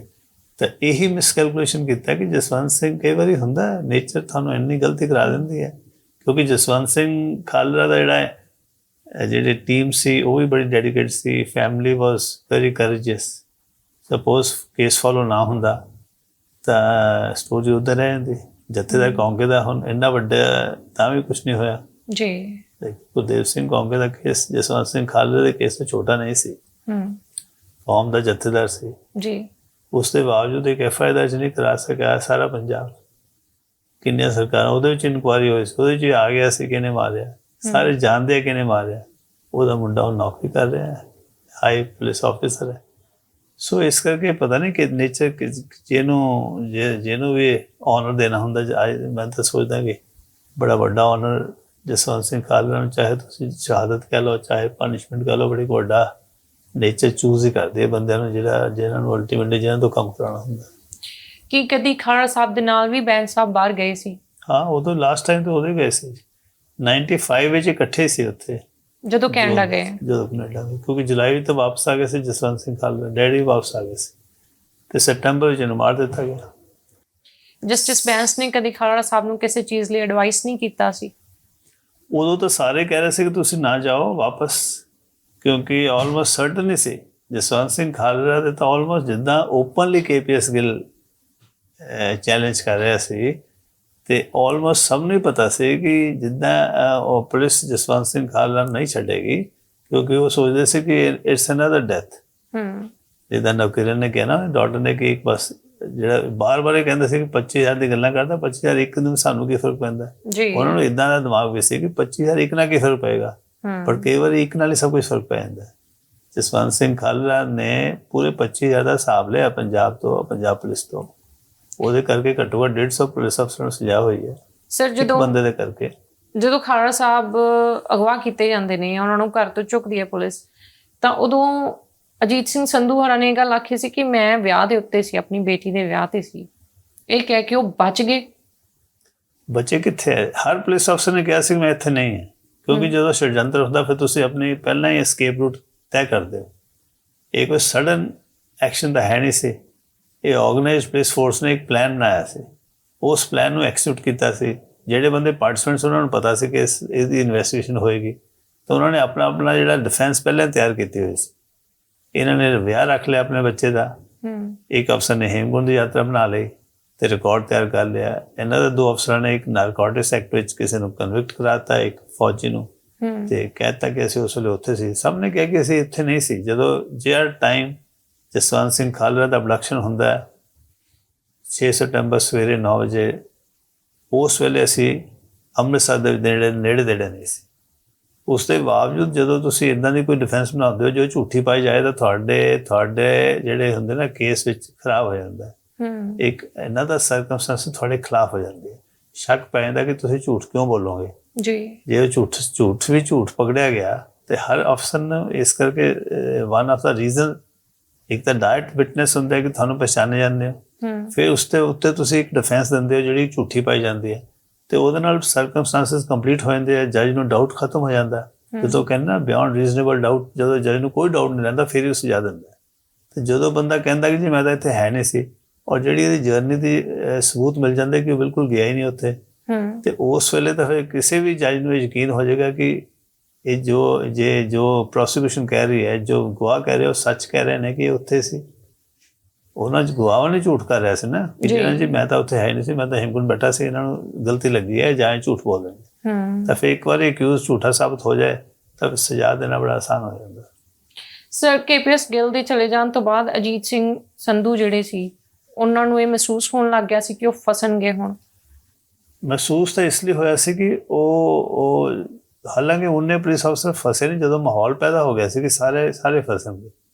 ਇੱਕ ਤਾਂ ਬੇਅੰਤ ਸਿੰਘ ਜਿਹੜਾ ਸਭ ਤੋਂ ਵੱਡਾ ਡਿਫੈਂਡਰ ਸੀ ਇਹਨਾਂ ਦਾ, ਉਹ ਚਲਾ ਗਿਆ। ਦੂਸਰਾ KPS ਗਿੱਲ ਚਲਾ ਗਿਆ, ਜਿਹੜਾ ਨੈਕਸਟ ਚੀਫ ਮਿਨਿਸਟਰ ਸੀ ਉਹ ਮਚ ਅਲੱਗ ਸੀ, ਡਿਫਰੈਂਟ ਸੀ, ਮਿਸਟਰ ਬਰਾੜ। ਉਸ ਤੋਂ ਬਾਅਦ ਪ੍ਰਕਾਸ਼ ਸਿੰਘ ਬਾਦਲ ਤੋਂ ਬੜੀਆਂ ਐਕਸਪੈਕਟੇਸ਼ਨ ਸੀਗੀ, ਸ਼੍ਰੋਮਣੀ ਅਕਾਲੀ ਦਲ ਦਾ ਹੈਗਾ, ਉਹਨਾਂ ਦੇ ਵਰਕਰਸ ਇੰਨੇ ਮਰੇ ਹੈ, ਉਹ ਤਾਂ ਇਨਸਾਫ ਕਰਨਗੇ। ਤਾਂ ਪੁਲਿਸ ਫੋਰਸ ਐਂਡ ਉਸ ਤੋਂ ਪਹਿਲਾਂ ਜਸਵੰਤ ਸਿੰਘ, ਅਜੀਤ ਸਿੰਘ ਸੰਧੂ ਦੇ ਖਿਲਾਫ ਇੱਕ ਹੋਰ ਵੱਡਾ ਕੇਸ ਪੈ ਗਿਆ ਸੀ ਅੰਬਾਲਾ ਜੱਟਾਂ ਦਾ 89 ਦੀ ਕਿਲਿੰਗ ਦਾ, ਜਿਹੜਾ ਕਿ ਸ਼ਹੀਦ ਭਗਤ ਸਿੰਘ ਨਾਲ ਜੁੜਦਾ, ਉਹਨਾਂ ਦੀ ਛੋਟੀ ਸਿਸਟਰ ਨਾਲ। ਕਿਵੇਂ ਸਰ? 89 ਵਿੱਚ ਇਹਨੇ ਇੱਕ ਸਰਪੰਚ ਮਾਰਤਾ ਸੀ ਅਜੀਤ ਸਿੰਘ ਸੰਧੂ ਨੇ, ਇਹਦੇ ਨਾਲ ਇੱਕ ਦੂਜੇ ਅਫਸਰ ਵੀ ਸੀ, ਜਸਪਾਲ ਸਿੰਘ ਵੀ ਉੱਥੇ ਸੀ, ਸੀਤਾਰਾਮ ਵੀ ਸੀ, ਤੇ ਇੱਕ ਬਸਰਾ ਸੀ, SP ਬਸਰਾ, CRP ਤੋਂ ਪੰਜਾਬ ਪੁਲਿਸ ਆਇਆ ਸੀ। ਇਹਨਾਂ ਨੇ ਇੱਕ ਉਹ ਕਿ ਜੀ ਇੱਕ ਹਾਰਡਕੋ ਹੈ ਚੁੱਕਿਆ, ਟੋਰਚਰ ਕੀਤਾ, ਮਾਰਤਾ। ਬਾਅਦ 'ਚ ਕਹਿਤਾ ਜੀ ਉਹ ਤਾਂ ਕਿਸੇ ਕੇਸ ਵੀ ਵਾਂਟਡ, ਸਾਨੂੰ ਪਤਾ ਨਹੀਂ, ਜਿੱਦਾਂ ਕਹਿੰਦੇ ਕਿ escape ਕਰ ਗਿਆ ਫਰਮ ਕਸਟਡੀ ਐਡਮਿਟ ਕੀਤੀ, ਅਦਰਵਾਈਜ਼ ਕਹਿਤਾ escape ਕਰ ਗਿਆ। ਉਹ ਸੀ ਛੋਟੀ ਭੈਣ ਸੀ ਸ਼ਹੀਦ ਭਗਤ ਸਿੰਘ ਦੀ, ਪ੍ਰਕਾਸ਼ ਕੌਰ। ਉਹਨਾਂ ਦਾ ਉਹਨਾਂ ਦਾ ਡਾਟਰ ਸੀ ਗੁਰਜੀਤ ਕੌਰ ਦਾ ਹਸਬੈਂਡ ਸੀ ਹਰਭਜਨ ਸਿੰਘ ਤੱਟ, ਉਹਦਾ ਬ੍ਰਦਰ ਸੀ ਕੁਲਜੀਤ ਸਿੰਘ ਤੱਟ। ਅੰਬਾਲਾ ਜੱਟਾਂ ਦਾ ਪਰਿਵਾਰ ਸੀ, ਹਲੇ ਵੀ ਹੈ, ਔਰ ਇੰਨਾ ਪਬਲਿਕ ਮਾਈਂਡਡ ਸੀ ਕਿ ਉਹਨਾਂ ਨੇ 1911 ਵਿੱਚ ਆਪਣੇ ਪਿੰਡ ਪਹਿਲਾਂ ਸਕੂਲ ਆਪਣੀ ਜ਼ਮੀਨ ਵਿੱਚ ਖੋਲ੍ਹਿਆ, 66 ਵਿੱਚ ਕਾਲਜ ਬਣਾਇਆ ਆਪਣੇ ਇਲਾਕੇ ਲਈ ਆਪਣੀ ਜ਼ਮੀਨ 'ਚ। ਉਹੋ ਜਿਹੇ ਬੰਦੇ ਨੂੰ ਅਜੀਤ ਸਿੰਘ ਵਰਗਾ ਬੰਦੇ ਨੇ ਚੁੱਕ ਕੇ ਮਾਰ ਦਿੱਤਾ, ਤਾਂ ਉਹਦਾ ਪਾਪ ਤਾਂ ਲੱਗਣਾ ਹੀ ਸੀ। ਤੇ ਉਹ 89 ਵਿੱਚ ਪ੍ਰਕਾਸ਼ ਕੌਰ ਨੇ ਧਰਨਾ ਦਿੱਤਾ ਗਵਰਨਰ ਦੇ ਘਰ ਦੇ ਅੱਗੇ, ਬਜ਼ੁਰਗ ਸੀ ਉਦੋਂ 80 ਸਾਲ ਦੇ। ਤੇ ਫਿਰ ਦਿੱਲੀ 'ਚ ਹੇਬੀਅਸ ਕਾਰਪਸ ਪਟੀਸ਼ਨ ਕੀਤੀ, ਸੁਪਰੀਮ ਕੋਰਟ ਨੇ ਇਨਕੁਆਇਰੀ ਰਿਟਾਇਰਡ ਡਿਸਟ੍ਰਿਕਟ ਜੱਜ ਨੂੰ ਦਿੱਤੀ, 3 ਸਾਲ ਇਨਕੁਆਇਰੀ ਚੰਡੀਗੜ੍ਹ ਚੱਲੀ। ਮੇਰਾ ਇਨਫੈਕਟ ਉਹਦੇ ਸੰਪਰਕ ਹੋਇਆ ਉਹਨਾਂ ਦਾ, ਕਿਉਂਕਿ ਉਹਨਾਂ ਨੇ ਇਨਕੁਆਇਰੀ ਦੇ ਵਿੱਚ ਮੈਨੂੰ ਵਕੀਲ ਚੂਜ਼ ਕਰ ਲਿਆ। ਮੈਂ ਯੰਗ ਸੀ, ਮੈਂ ਪਹਿਲਾ ਕ੍ਰਿਮੀਨਲ ਕੇਸ ਸੀ ਮੇਰਾ। 3 ਸਾਲ ਚੱਲੀ, ਤਾਂ 3 ਸਾਲ ਅਸੀਂ ਇਹਨਾਂ ਮੁਜਰਮਾਂ ਨੂੰ ਮਿਲਦੇ ਰਹੇ ਜਾਂ ਕਿਲਰਸ ਨੂੰ ਮਿਲਦੇ ਰਹੇ, ਅਜੀਤ ਸਿੰਘ ਸੰਧੂ, ਜਸਪਾਲ, ਸੀਤਾਰਾਮ। 3 ਸਾਲ ਬਾਅਦ ਰਿਪੋਰਟ ਸਾਡੇ ਹੱਕ ਵਿੱਚ ਆਈ, ਸੁਪਰੀਮ ਕੋਰਟ ਨੇ FIR ਦਰਜ ਕਰਾਇਆ, ਉਹਦੀ ਐਂਟੀਸਿਪੇਟਰੀ ਬੇਲ ਡਿਸਮਿਸ ਹੋ ਗਈ, ਤਾਂ ਹੀ ਵਾਜ਼ ਅਰੈਸਟਡ। ਅਜੀਤ ਸਿੰਘ ਸੰਧੂ ਉਸ ਸ਼ਾਹਨਸ਼ਾਹ ਵਰਗੀ ਜ਼ਿੰਦਗੀ ਤੋਂ ਅਰੈਸਟ ਹੋ ਕੇ ਜੇਲ੍ਹ ਵਿੱਚ ਚਲਾ ਗਿਆ। ਹਾਲਾਂਕਿ 30 ਦਿਨ ਹੀ ਰਿਹਾ, ਪਰ 30 ਦਿਨਾਂ ਵਿੱਚ ਉਹ ਬੜਾ ਉਹ ਜੇਲ੍ਹ ਦੇ ਲੋਕੀ ਜਿਹੜੇ ਉਹਦੇ ਉਸ ਵੇਲੇ ਨਾਲ ਸੀ, ਉਹ ਹੀ ਸੀਗੀ। 30 ਦਿਨ ਚੀਕਾਂ ਮਾਰਦਾ ਰਿਹਾ ਰਾਤ ਨੂੰ, ਕਿਉਂਕਿ ਇਹਨੂੰ ਸੋਲਟਰੀ ਕਨਫਾਈਨਮੈਂਟ 'ਚ ਬੰਦ ਕਰ ਦਿੰਦੇ ਸੀ, ਕਿਉਂਕਿ ਇਹਦੀ ਪਰਸਨਲ ਸਿਕਿਉਰਿਟੀ ਕਰਕੇ, ਕਿਉਂਕਿ ਇਹਨੂੰ ਕੁੱਟ ਦਿੱਤਾ ਗਿਆ ਸੀ। ਨਿਸ਼ਾਨ ਸਿੰਘ ਕਲਾਨੌਰ ਨੇ ਇਹਨੂੰ ਕੁੱਟਿਆ ਸੀ। ਇੱਕ ਮੁੰਡਾ ਸੀ ਉੱਥੇ ਜਿਹਨੂੰ ਇਹਨੇ ਕਦੀ ਕੁੱਟਿਆ ਹੋਏਗਾ, ਤਾਂ ਉਹਨੇ ਕੜੇ ਨਾਲ ਹੀ ਇਹਨੂੰ ਕੁੱਟਤਾ। ਤਾਂ ਇਸ ਕਰਕੇ ਉਸ ਡਿਪਰੈਸ਼ਨ 'ਚੋਂ ਜਦੋਂ ਬਾਹਰ ਆਇਆ, ਉੱਤੇ ਜਸਵੰਤ ਸਿੰਘ ਖਾਲੜਾ ਵਿੱਚ ਨੋਮੀਨੇਟ ਹੋ ਗਿਆ ਜੀ। ਉਹ ਉਸ ਤੋਂ ਵੀ ਵੱਡਾ ਕੇਸ ਸੀ, ਤੇ ਇਹਦਾ ਨੂੰ ਕਲੀਅਰ ਹੋ ਗਿਆ ਕਿ ਉਹਨੂੰ ਮਿਲਣੀ ਤਾਂ ਸਜ਼ਾ ਹੀ ਹੈ। ਕਿਸੇ ਜਿਹਨੂੰ ਕੀਤਾ ਹੁੰਦਾ ਉਹਨੂੰ ਤਾਂ ਪਤਾ ਹੀ ਹੁੰਦਾ ਨਾ ਸੱਚਾਈ, ਉਹਦੇ ਅੰਦਰ ਤਾਂ ਪਾਪ ਦਾ ਬੋਝ ਬਹੁਤ ਜ਼ਿਆਦਾ ਹੁੰਦਾ, ਬਾਕੀ ਦਿਨ ਤਾਂ ਪਤਾ ਨਹੀਂ ਲੱਗਦਾ। ਇਹ ਟਿਪੀਕਲ ਜਿੱਦਾਂ ਕ੍ਰਾਈਮ ਐਂਡ ਪਨਿਸ਼ਮੈਂਟ ਦਾ ਦੋਸਤ ਵਸ ਸਕਦੇ ਕਿ ਜੇ ਤੁਸੀਂ ਨਾ ਵੀ ਪਕੜੇ ਜਾਓ ਤਾਂ ਵੀ ਤੁਸੀਂ ਬੋਝ ਦੇ ਥੱਲੇ ਮਾਰੀ ਜਾਂਦੇ ਹੋ।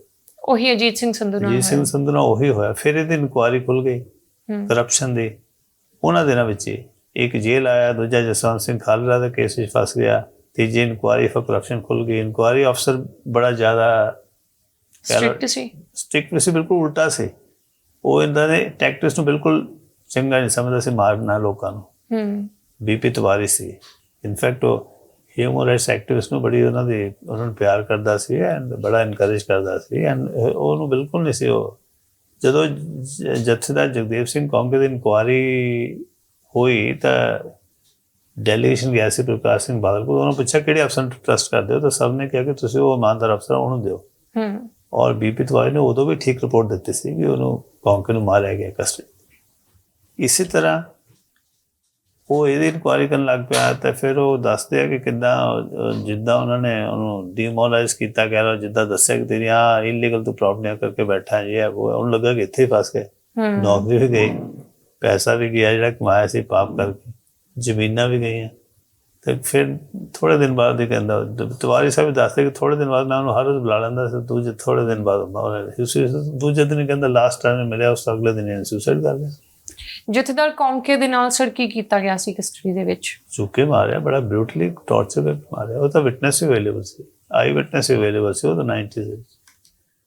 ਤੇ ਪਰ ਫਿਰ ਵੀ ਇਨਸਾਫ ਕਿਉਂ ਨਹੀਂ ਦਿੱਤਾ ਗਿਆ? ਉਹਦਾ ਲੜਕਾ ਵੱਡਾ ਅਫਸਰ ਬਣਿਆ ਹੋਇਆ ਪੰਜਾਬ ਪੁਲਿਸ ਵਿੱਚ, ਉਹ ਸਭ ਨੂੰ ਪਤਾ ਸੀ। ਸਵਰਨ ਸਿੰਘ ਘੋਟਨਾ ਜਿਹੜਾ ਇਹਦਾ ਨਾਮ ਹੀ ਉਸ ਅਫਸਰ ਦਾ ਜਿਹਨੇ ਮਾਰਿਆ ਉਹਦਾ ਨਾਮ ਹੀ ਸਵਰਨ ਸਿੰਘ ਘੋਟਨਾ ਪੈ ਗਿਆ ਸੀ, ਕਿਉਂਕਿ ਇੰਨਾ ਟੌਰਚਰ ਕਰਦਾ ਸੀ ਘੋਟਿਆਂ ਦਾ ਬਾਕੀਆਂ ਨੂੰ, ਔਰ ਜਥੇਦਾਰ ਕੌਂਕੇ ਨਾਲ ਵੀ ਉਹਨੇ ਇਹੋ ਕੀਤਾ। ਤੇ ਉਸ ਦੇ ਬਾਵਜੂਦ ਕੋਈ ਇਨਸਾਫ ਨਹੀਂ ਮਿਲਿਆ ਉਸ ਪਰਿਵਾਰ ਨੂੰ। ਸਰ 3 ਸਾਲ ਲੱਗ ਗਏ ਖਾੜਾ ਸਾਹਿਬ ਦੇ ਕੇਸ ਦੇ ਵਿੱਚ ਇਹ ਗੱਲ ਪਤਾ ਲੱਗਣ ਨੂੰ ਕਿ ਉਹਨਾਂ ਨੂੰ ਵੀ ਉਸੇ ਹੀ ਨਹਿਰ ਦੇ ਵਿੱਚ ਮਾਰ ਕੇ ਸੁੱਟ ਦਿੱਤਾ ਗਿਆ।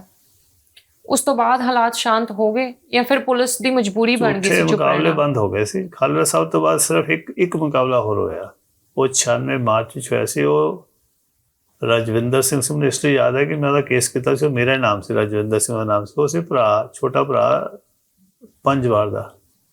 ਅੱਛਾ। ਪੰਜਵਾਰ ਦੀ ਮਦਰ ਨੂੰ ਚੁੱਕ ਕੇ ਪੁਲਿਸ ਨੇ ਮਾਰਤਾ ਸੀ ਤੇ ਭਰਾ ਨੂੰ ਵੀ ਮਾਰਤਾ ਸੀ। ਮਦਰ ਨੂੰ ਪਹਿਲਾਂ ਮਾਰਤਾ ਸੀ 92 ਦੇ ਵਿੱਚ।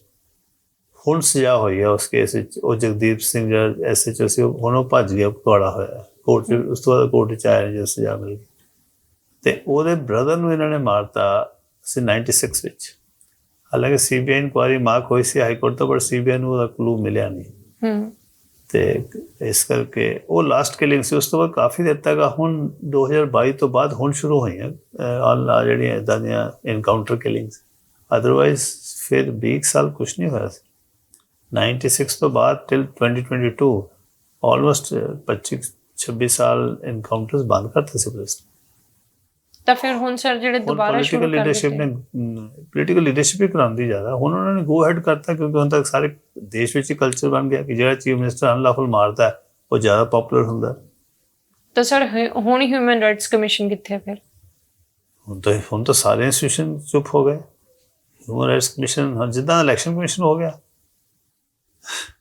ਉੱਦਾਂ ਦਾ ਹਿਊਮਨ ਰਾਈਟਸ ਕਮਿਸ਼ਨ ਹੋ ਗਿਆ। ਹੁਣ ਤਾਂ ਚੀਫ ਮਿਨਿਸਟਰ ਓਪਨਲੀ ਕਹਿ ਰਹੇ ਨੇ। ਇਹ ਤਾਂ ਉਦੋਂ ਵੀ ਇੰਨੀ ਹਿੰਮਤ ਅਸੀਂ ਕਰਦੇ, ਜੋ ਪੰਜਾਬ ਵਿੱਚ ਕਿਲਿੰਗ ਹੋ ਰਹੀ ਸੀ ਉਦੋਂ ਵੀ ਕੋਈ ਓਪਨਲੀ ਥੋੜੀ ਕਹਿ ਰਿਹਾ ਸੀ ਅਸੀਂ ਮਾਰਨਾ। ਅੱਜ ਤਾਂ ਓਪਨਲੀ ਕਹਿ ਰਹੇ ਨੇ, ਅੱਜ ਤਾਂ ਓਪਨਲੀ ਕਰ ਰਹੇ ਨੇ। ਕੋਈ ਵੀ ਸਟੋਰੀ ਬਣਾ ਕੇ ਮਾਰ ਦਿੰਦੇ ਨੇ। ਤਾਂ ਸਰ ਹੁਣ ਫਿਰ ਕੀ ਡਰਦੇ ਮਾਰੇ ਸਾਰੇ ਚੁੱਪ ਕਰ ਗਏ ਨੇ ਅੱਜ? ਕਿਉਂਕਿ ਹਾਲੇ ਪਹਿਲਾਂ ਸਾਰਿਆਂ ਨੂੰ ਇੱਦਾਂ ਹੀ ਲੱਗਦਾ ਹੁੰਦਾ ਕਿ ਮੈਂ ਨਹੀਂ ਮਾਰਨਾ, ਕਿਸੇ ਹੋਰ ਨੇ ਮਾਰਨਾ। ਹੁਣ ਪੰਜਾਬ ਦੇ ਲੋਕਾਂ ਨੂੰ ਲੱਗ ਰਿਹਾ ਕਿ ਗੈਂਗਸਟਰ ਮਾਰ ਰਹੇ ਨੇ, ਪਰ ਜਿਨ੍ਹਾਂ ਨੇ ਮਾਰ ਰਹੇ ਆ ਉਹਨਾਂ ਨੂੰ ਤਾਂ ਪਤਾ ਕਿ ਉਹ ਗੈਂਗਸਟਰ ਸੀ ਕਿ ਨਹੀਂ। ਔਰ ਸ਼ੁਰੂਆਤ ਹਮੇਸ਼ਾ ਇੱਦਾਂ ਹੁੰਦਾ, ਐਨਕਾਊਂਟਰ ਦੀ ਸ਼ੁਰੂਆਤ ਹਮੇਸ਼ਾ ਕ੍ਰਿਮੀਨਲਸ ਤੋਂ ਹੁੰਦੀ ਹੈ ਕਿ ਲੋਕੀ ਤੰਗ ਆ ਜਾਂਦੇ, ਕੋਰਟ ਜਲਦੀ ਫੈਸਲਾ ਨਹੀਂ ਕਰਦੇ। ਸੋਲੂਸ਼ਨ ਤਾਂ ਇਹ ਕਿ ਕੋਰਟਾਂ ਨੂੰ ਫਾਸਟ ਕਰੋ। ਮਗਰ ਪਬਲਿਕ ਪ੍ਰੈਸ਼ਰ ਨਾਲ ਪੋਲੀਟੀਸ਼ੀਅਨ ਪੁਲਿਸ ਨੂੰ ਕਹਿੰਦੇ ਕਿ ਤੁਸੀਂ ਮਾਰ ਹੀ ਦਿਓ ਜੀ। ਬੜੀ ਥੋੜੀ ਦੇਰ ਲਈ ਬੜਾ ਪਪੂਲਰ ਹੁੰਦੇ ਨੇ। ਬਾਅਦ ਵਿੱਚ ਜਿਹਨਾਂ ਨੂੰ ਤੁਸੀਂ ਕਹਿੰਦੇ ਹੋ ਮਾਰ ਦਿਓ, ਆਊਟ ਆਫ ਕੰਟਰੋਲ ਤੁਹਾਡੇ ਹੋ ਹੀ ਜਾਣਗੇ ਨਾ। ਤੁਹਾਡੇ ਕਹਿੰਦੇ ਅਸੀਂ ਮਾਰ ਸਕਦੇ ਤਾਂ ਕਿਸੇ ਨੂੰ ਵੀ ਮਾਰ ਲੈਂਦੇ ਆ। ਫਿਰ ਦੁਬਾਰਾ ਉਹੀ ਪੋਲੀਟੀਕਲ ਲੀਡਰਸ਼ਿਪ ਕੋਈ ਐਕਸ਼ਨ ਲੈ ਨਹੀਂ ਸਕਦੀ ਉਹਨਾਂ ਦੇ ਖਿਲਾਫ, ਕਿਉਂਕਿ ਉਹ ਦੱਸਣਗੇ ਕਿ ਤੁਸੀਂ ਪਹਿਲਾਂ ਵੀ ਤਾਂ ਕਹਿ ਰਹੇ ਸੀ। ਬੜੇ ਗੈਂਗਸਟਰਸ ਦੱਸਦੇ ਆ ਕਿ ਕਿਹਨੇ ਸਾਨੂੰ ਪੈਸੇ ਦੇ ਕੇ ਸਾਡੇ ਤੋਂ ਕੰਮ ਕਰਾਏ, ਤਾਂ ਹੁਣ ਕਿਤੇ ਸਾਨੂੰ ਰੋਕ ਸਕਦੇ ਨੇ। ਫਿਰ ਇਸ ਕਰਕੇ ਸ਼ੁਰੂਆਤ ਤਾਂ ਫਿਰ ਟੌਪ ਤੇ ਹੁੰਦੀ ਹੈ। ਜਦੋਂ ਤੁਸੀਂ ਰਿਕਰੂਟ ਕਰਦੇ ਹੋ ਕ੍ਰਿਮੀਨਲ, ਉਹਨਾਂ ਤੋਂ ਕ੍ਰਿਮੀਨਲ ਐਕਟ ਕਰਾਉਂਦੇ ਹੋ, ਚਾਹੇ ਪੁਲਿਸ ਤੋਂ ਕਰਾਉਂਦੇ ਹੋ, ਚਾਹੇ ਗੈਂਗਸਟਰ ਤੋਂ ਕਰਾਉਂਦੇ ਹੋ, ਉਸ ਤੋਂ ਬਾਅਦ ਤੁਹਾਡੇ ਕੰਟਰੋਲ ਹੀ ਥੋੜੀ ਰਹਿੰਦੇ ਨੇ। ਫਿਰ ਮਾਹੌਲ ਖਰਾਬ ਹੋ ਜਾਂਦਾ।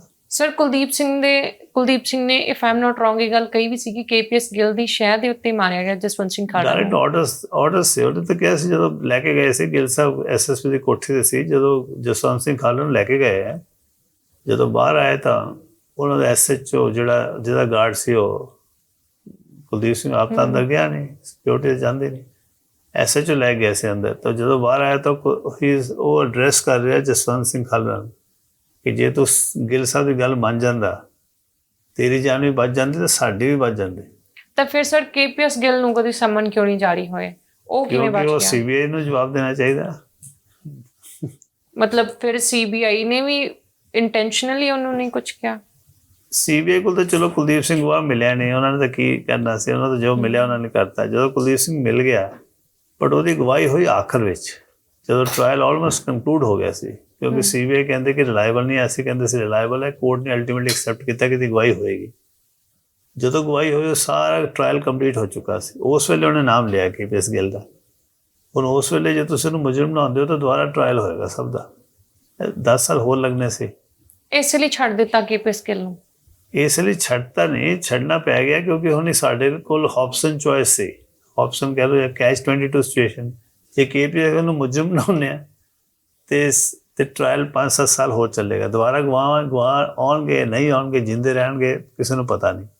ਤਾਂ ਇੱਕ ਹੈ ਕਿ ਹੁਣ ਤਾਂ ਤੁਹਾਨੂੰ ਪਤਾ ਕਿ ਘੱਟੋ ਘੱਟ 5-7 ਬੰਦੇ ਤਾਂ ਲਾਈਫ ਇੰਪ੍ਰਿਜ਼ਨਮੈਂਟ ਹੋਣਗੇ, ਤੇ ਜਿਹੜਾ ਰਹਿ ਜਾਂਦਾ ਹੈ ਉਹਦੇ ਖਿਲਾਫ ਟ੍ਰਾਇਲ ਦੁਬਾਰਾ ਚੱਲ ਸਕਦਾ। ਤਾਂ ਇਸ ਕਰਕੇ ਉਸ ਵੇਲੇ ਅਸੀਂ ਅਪੋਜ਼ ਕੀਤਾ ਕਿ ਪਹਿਲਾਂ ਇਹ ਟ੍ਰਾਇਲ ਖਤਮ ਕਰ ਲਓ, ਜੇ ਕੋਈ ਹੋਰ ਮੁਜਰਮ ਬਚਿਆ ਤਾਂ ਉਹ CBI ਹਮੇਸ਼ਾ ਬਾਅਦ ਚਲਾਉਣ ਦੇ ਹੀ ਸਕਦੇ। ਤੇ ਬਾਅਦ ਚ ਕਦੇ ਚਲਾਇਆ ਨਹੀਂ? ਨਹੀਂ ਬਾਅਦ ਚ ਅਸੀਂ ਰਿਟ ਕੀਤੀ ਸੀ ਔਰ ਰਿਟ ਚੱਲ ਪਈ ਸੀ, ਜਵਾਬ ਜੋ ਆ ਗਿਆ ਸੀ, ਬਟ ਉਸੇ ਦੌਰਾਨ ਕੁਲਦੀਪ ਸਿੰਘ ਦੀ ਆਪਣੀ ਡੈਥ ਹੋ ਗਈ, ਇਸ ਕਰਕੇ ਕੇਪੀਐਸ ਗਿੱਲ ਬਚ ਗਿਆ। ਹਾਂ, ਕਿਉਂਕਿ ਕੁਲਦੀਪ ਸਿੰਘ ਦੀ ਡੈਥ ਹੋ ਗਈ। ਅਗਰ ਉਹਦੀ ਡੈਥ ਨਹੀਂ ਹੁੰਦੀ ਤੇ ਤੇ ਫਿਰ ਸ਼ਾਇਦ ਹਾਈ ਕੋਰਟ ਸਾਡੀ ਪ੍ਰੀ ਐਕਸੈਪਟ ਕਰਕੇ ਟ੍ਰਾਇਲ ਸਟਾਰਟ ਕਰਦਾ ਉਹਨਾਂ ਦੇ ਖਿਲਾਫ। ਕੁਲਦੀਪ ਸਿੰਘ ਦੀ ਡੈਥ ਨੈਚੁਰਲ ਸੀ ਸਰ? ਨੈਚੁਰਲੀ ਸੀ, ਸਾਨੂੰ ਕੋਈ ਸ਼ੱਕ ਨਹੀਂ ਕਿ ਉਹਨੂੰ ਮਾਰਿਆ ਕਿਸੇ ਨੇ, ਨੈਚੁਰਲੀ। ਤਾਂ ਸਰ ਰੂਪਨ ਦਿਓਲ ਬਜਾਜ ਦੇ ਨਾਲ ਕਹਿੰਦੇ ਜੇ ਕੇਪੀਐਸ ਗਿੱਲ ਦਾ ਪੰਗਾ ਨਹੀਂ ਪੈਂਦਾ ਤੇ ਉਹਨੂੰ ਫਿਰ ਠੱਲ ਪੈਣੀ ਨਹੀਂ ਸੀ। ਹਾਂ ਬਿਲਕੁਲ ਠੀਕ ਹੈ, ਉਹਨੇ ਬੜੀ ਬਹਾਦਰੀ ਦਿਖਾਈ ਉਸ ਮਾਹੌਲ ਵਿੱਚ। ਰੂਪਨ ਦਿਓਲ ਦਾ ਤਾਂ ਲੈਜੈਂਡਰੀ ਕਰੇਜ ਹੈ, ਜਿੰਨੇ ਤੁਸੀਂ ਲੋਕੀ ਚਾਹੇ ਮਜ਼ਾਕ ਕਰਨ ਕਿ ਮਾਈਨਰ ਚੀਜ਼ ਹੈ ਇਹ ਉਹ, ਬਟ ਉਸ ਵੇਲੇ ਉਹ ਹਿੰਮਤ ਕਰਨੀ ਐਂਡ ਉੱਦਾਂ ਦੇ ਇੰਨੇ ਪ੍ਰੈਸ਼ਰ ਦੇ ਥੱਲੇ ਕੰਡੋਨ ਨਾ ਕਰਨਾ ਐਕਟ ਨੂੰ ਤੇ ਕੰਪਰੋਮਾਈਜ਼ ਨਾ ਕਰਨਾ। ਰਬੇਰੋ ਵਰਗੇ ਬੰਦਾ ਵੀ ਮਨਾਉਣ ਲੱਗਾ ਸੀ ਮਿਸਟਰ ਬਜਾਜ ਨੂੰ ਕਿ ਤੁਸੀਂ ਨਾ ਪਰਸਿਊ ਕਰੋ, ਮਗਰ ਫਾਈਨਲੀ ਜੋ ਨੇ ਮੋਰਲ ਵਿਕਟਰੀ ਜਿੱਤੀ ਹੈ ਉਹ ਤਾਂ ਕੇਪੀਐਸ ਗਿੱਲ ਦੇ ਸਾਰੇ। ਤੁਸੀਂ ਕਿਉਂ ਰੋਕ ਰਹੇ ਸੀ? ਮੈਂ ਤਾਂ ਨਹੀਂ ਰੋਕ ਰਿਹਾ ਸੀ, ਰਬੇਰੋ ਸਾਹਿਬ ਰੋਕ ਰਹੇ ਸੀ। ਕਿਉਂ? ਸਾਰੇ ਅਫਸਰ ਕਹਿੰਦੇ ਸੀ ਛੱਡੋ ਪਰੇ ਕੇਪੀਐਸ ਗਿੱਲ ਹੈ ਮਰਵਾ ਦੇਗਾ, ਐਡਾ ਵੱਡਾ ਹੈਗਾ ਜੀ, ਉਹ ਹੈ ਨੈਸ਼ਨਲ ਕਾਜ਼ ਹੈ, ਨੇਸ਼ਨ ਦਾ ਸਭ ਤੋਂ ਵੱਡਾ ਕੌਮ ਹੈ, ਬਲਾ ਬਲਾ ਬਲਾ। ਸਰ ਇੰਨੀਆਂ ਕਿਲਿੰਗਸ ਕਰਨ ਦੇ ਬਾਵਜੂਦ ਵੀ ਹੁਣ ਕਿੰਨੇ ਲੋਕ ਓਪਨਲੀ ਕਹਿੰਦੇ ਨੇ ਕਿ ਕੇਪੀਐਸ ਗਿੱਲ ਨੇ ਸਾਨੂੰ ਤਸੀਹੇ ਦਿੱਤੇ ਆ ਸਾਡੇ ਪਰਿਵਾਰਾਂ ਨੂੰ, ਓਪਨਲੀ ਸਾਰੇ ਕਹਿ ਰਹੇ ਨੇ। ਇਹਦੇ ਬਾਵਜੂਦ ਵੀ ਸਾਰੇ ਵੱਡੇ ਲੀਡਰਸ ਕੇਪੀਐਸ ਗਿੱਲ ਨੂੰ ਸੁਪਰ ਕੌਪ ਕਿਉਂ ਮੰਨਦੇ ਨੇ? ਵੱਡੇ ਲੀਡਰ ਮੰਨਦੇ ਵੀ ਤਾਂ ਨਹੀਂ ਮੰਨਦੇ, ਪ੍ਰਾਈਵੇਟਲੀ ਤਾਂ ਨਹੀਂ ਮੰਨਦੇ, ਉੱਦਾਂ ਲਿਪ ਸਰਵਿਸ ਜ਼ਰੂਰ ਕਰਦੇ ਨੇ। ਕੋਈ ਵੀ ਤੁਸੀਂ ਦੇਸ਼ ਨੂੰ ਕੋਈ ਝੂਠ ਦਾ ਪਿਲਾਉਣਾ ਹੁੰਦਾ, ਤੁਸੀਂ ਇੱਕ ਸਰਕਾਰ ਨੇ ਛਪਾਉਣੀ ਚੀਜ਼ ਹੈ ਕਿ ਦੇਖੋ ਪੰਜਾਬ ਪ੍ਰੋਬਲਮ ਉਹਨਾਂ ਨੇ ਰਿਜ਼ੋਲਵ ਕਰਤੀ, ਉਹ ਤਾਂ ਸਾਰੇ ਕ੍ਰੈਡਿਟ ਲੈ ਰਹੇ ਨਾ, ਸੈਂਟਰਲ ਗਵਰਨਮੈਂਟ ਤਾਂ ਇਹ ਕ੍ਰੈਡਿਟ ਲੈ ਰਹੀ ਨਾ ਕਿ ਅਸੀਂ ਪੰਜਾਬ ਵਿੱਚ ਸ਼ਾਂਤੀ ਲਿਆਉਂਦੇ, ਸਾਰੇ ਪੋਲੀਟੀਸ਼ੀਅਨ ਨੂੰ ਵੀ ਕ੍ਰੈਡਿਟ ਮਿਲਿਆ ਕਿ ਉਹਨਾਂ ਨੇ ਸ਼ਾਂਤੀ ਲਿਆਉਂਦੀ। ਕਿਵੇਂ ਲਿਆਈ ਹੈ ਉਹ ਤਾਂ ਲੋਕਾਂ ਨੂੰ ਹੀ ਪਤਾ, ਜਿਹਨਾਂ ਦੇ ਪਰਿਵਾਰਾਂ ਦੇ ਬੰਦੇ ਮਰ ਗਏ। ਤਾਂ ਉਹ ਤਾਂ ਇਸ ਸਟੋਰੀ ਨੂੰ ਕਦੀ ਵੀ ਨਹੀਂ ਚਾਹਣਗੇ ਕਿ ਡਿਲੂਟ ਹੋਏ, ਔਰ ਡਿਲੂਟ ਇੱਕ ਪਿਕਚਰ ਵੀ ਕਰ ਦਿੰਦੇ ਹੈ, ਇੱਕ ਛੋਟੀ ਜਿਹੀ ਗੱਲ ਵੀ ਕਰ ਦਿੰਦੇ ਹੈ। ਤੁਹਾਡੇ ਸਾਹਮਣੇ ਪੂਰਾ ਜਿਹੜਾ ਸੀ ਆਫੀਸ਼ੀਅਲ ਵਰਸ਼ਨ ਕਿੰਨੀ ਜਲਦੀ ਹਵਾ ਦੇ ਗੁਬਾਰੇ ਮਗਰ ਉੱਡ ਗਿਆ। ਜੀ ਬਹੁਤ ਬਹੁਤ ਸ਼ੁਕਰੀਆ ਸਰ, ਤੁਸੀਂ ਸਾਨੂੰ ਟਾਈਮ ਦਿੱਤਾ, ਧੰਨਵਾਦ।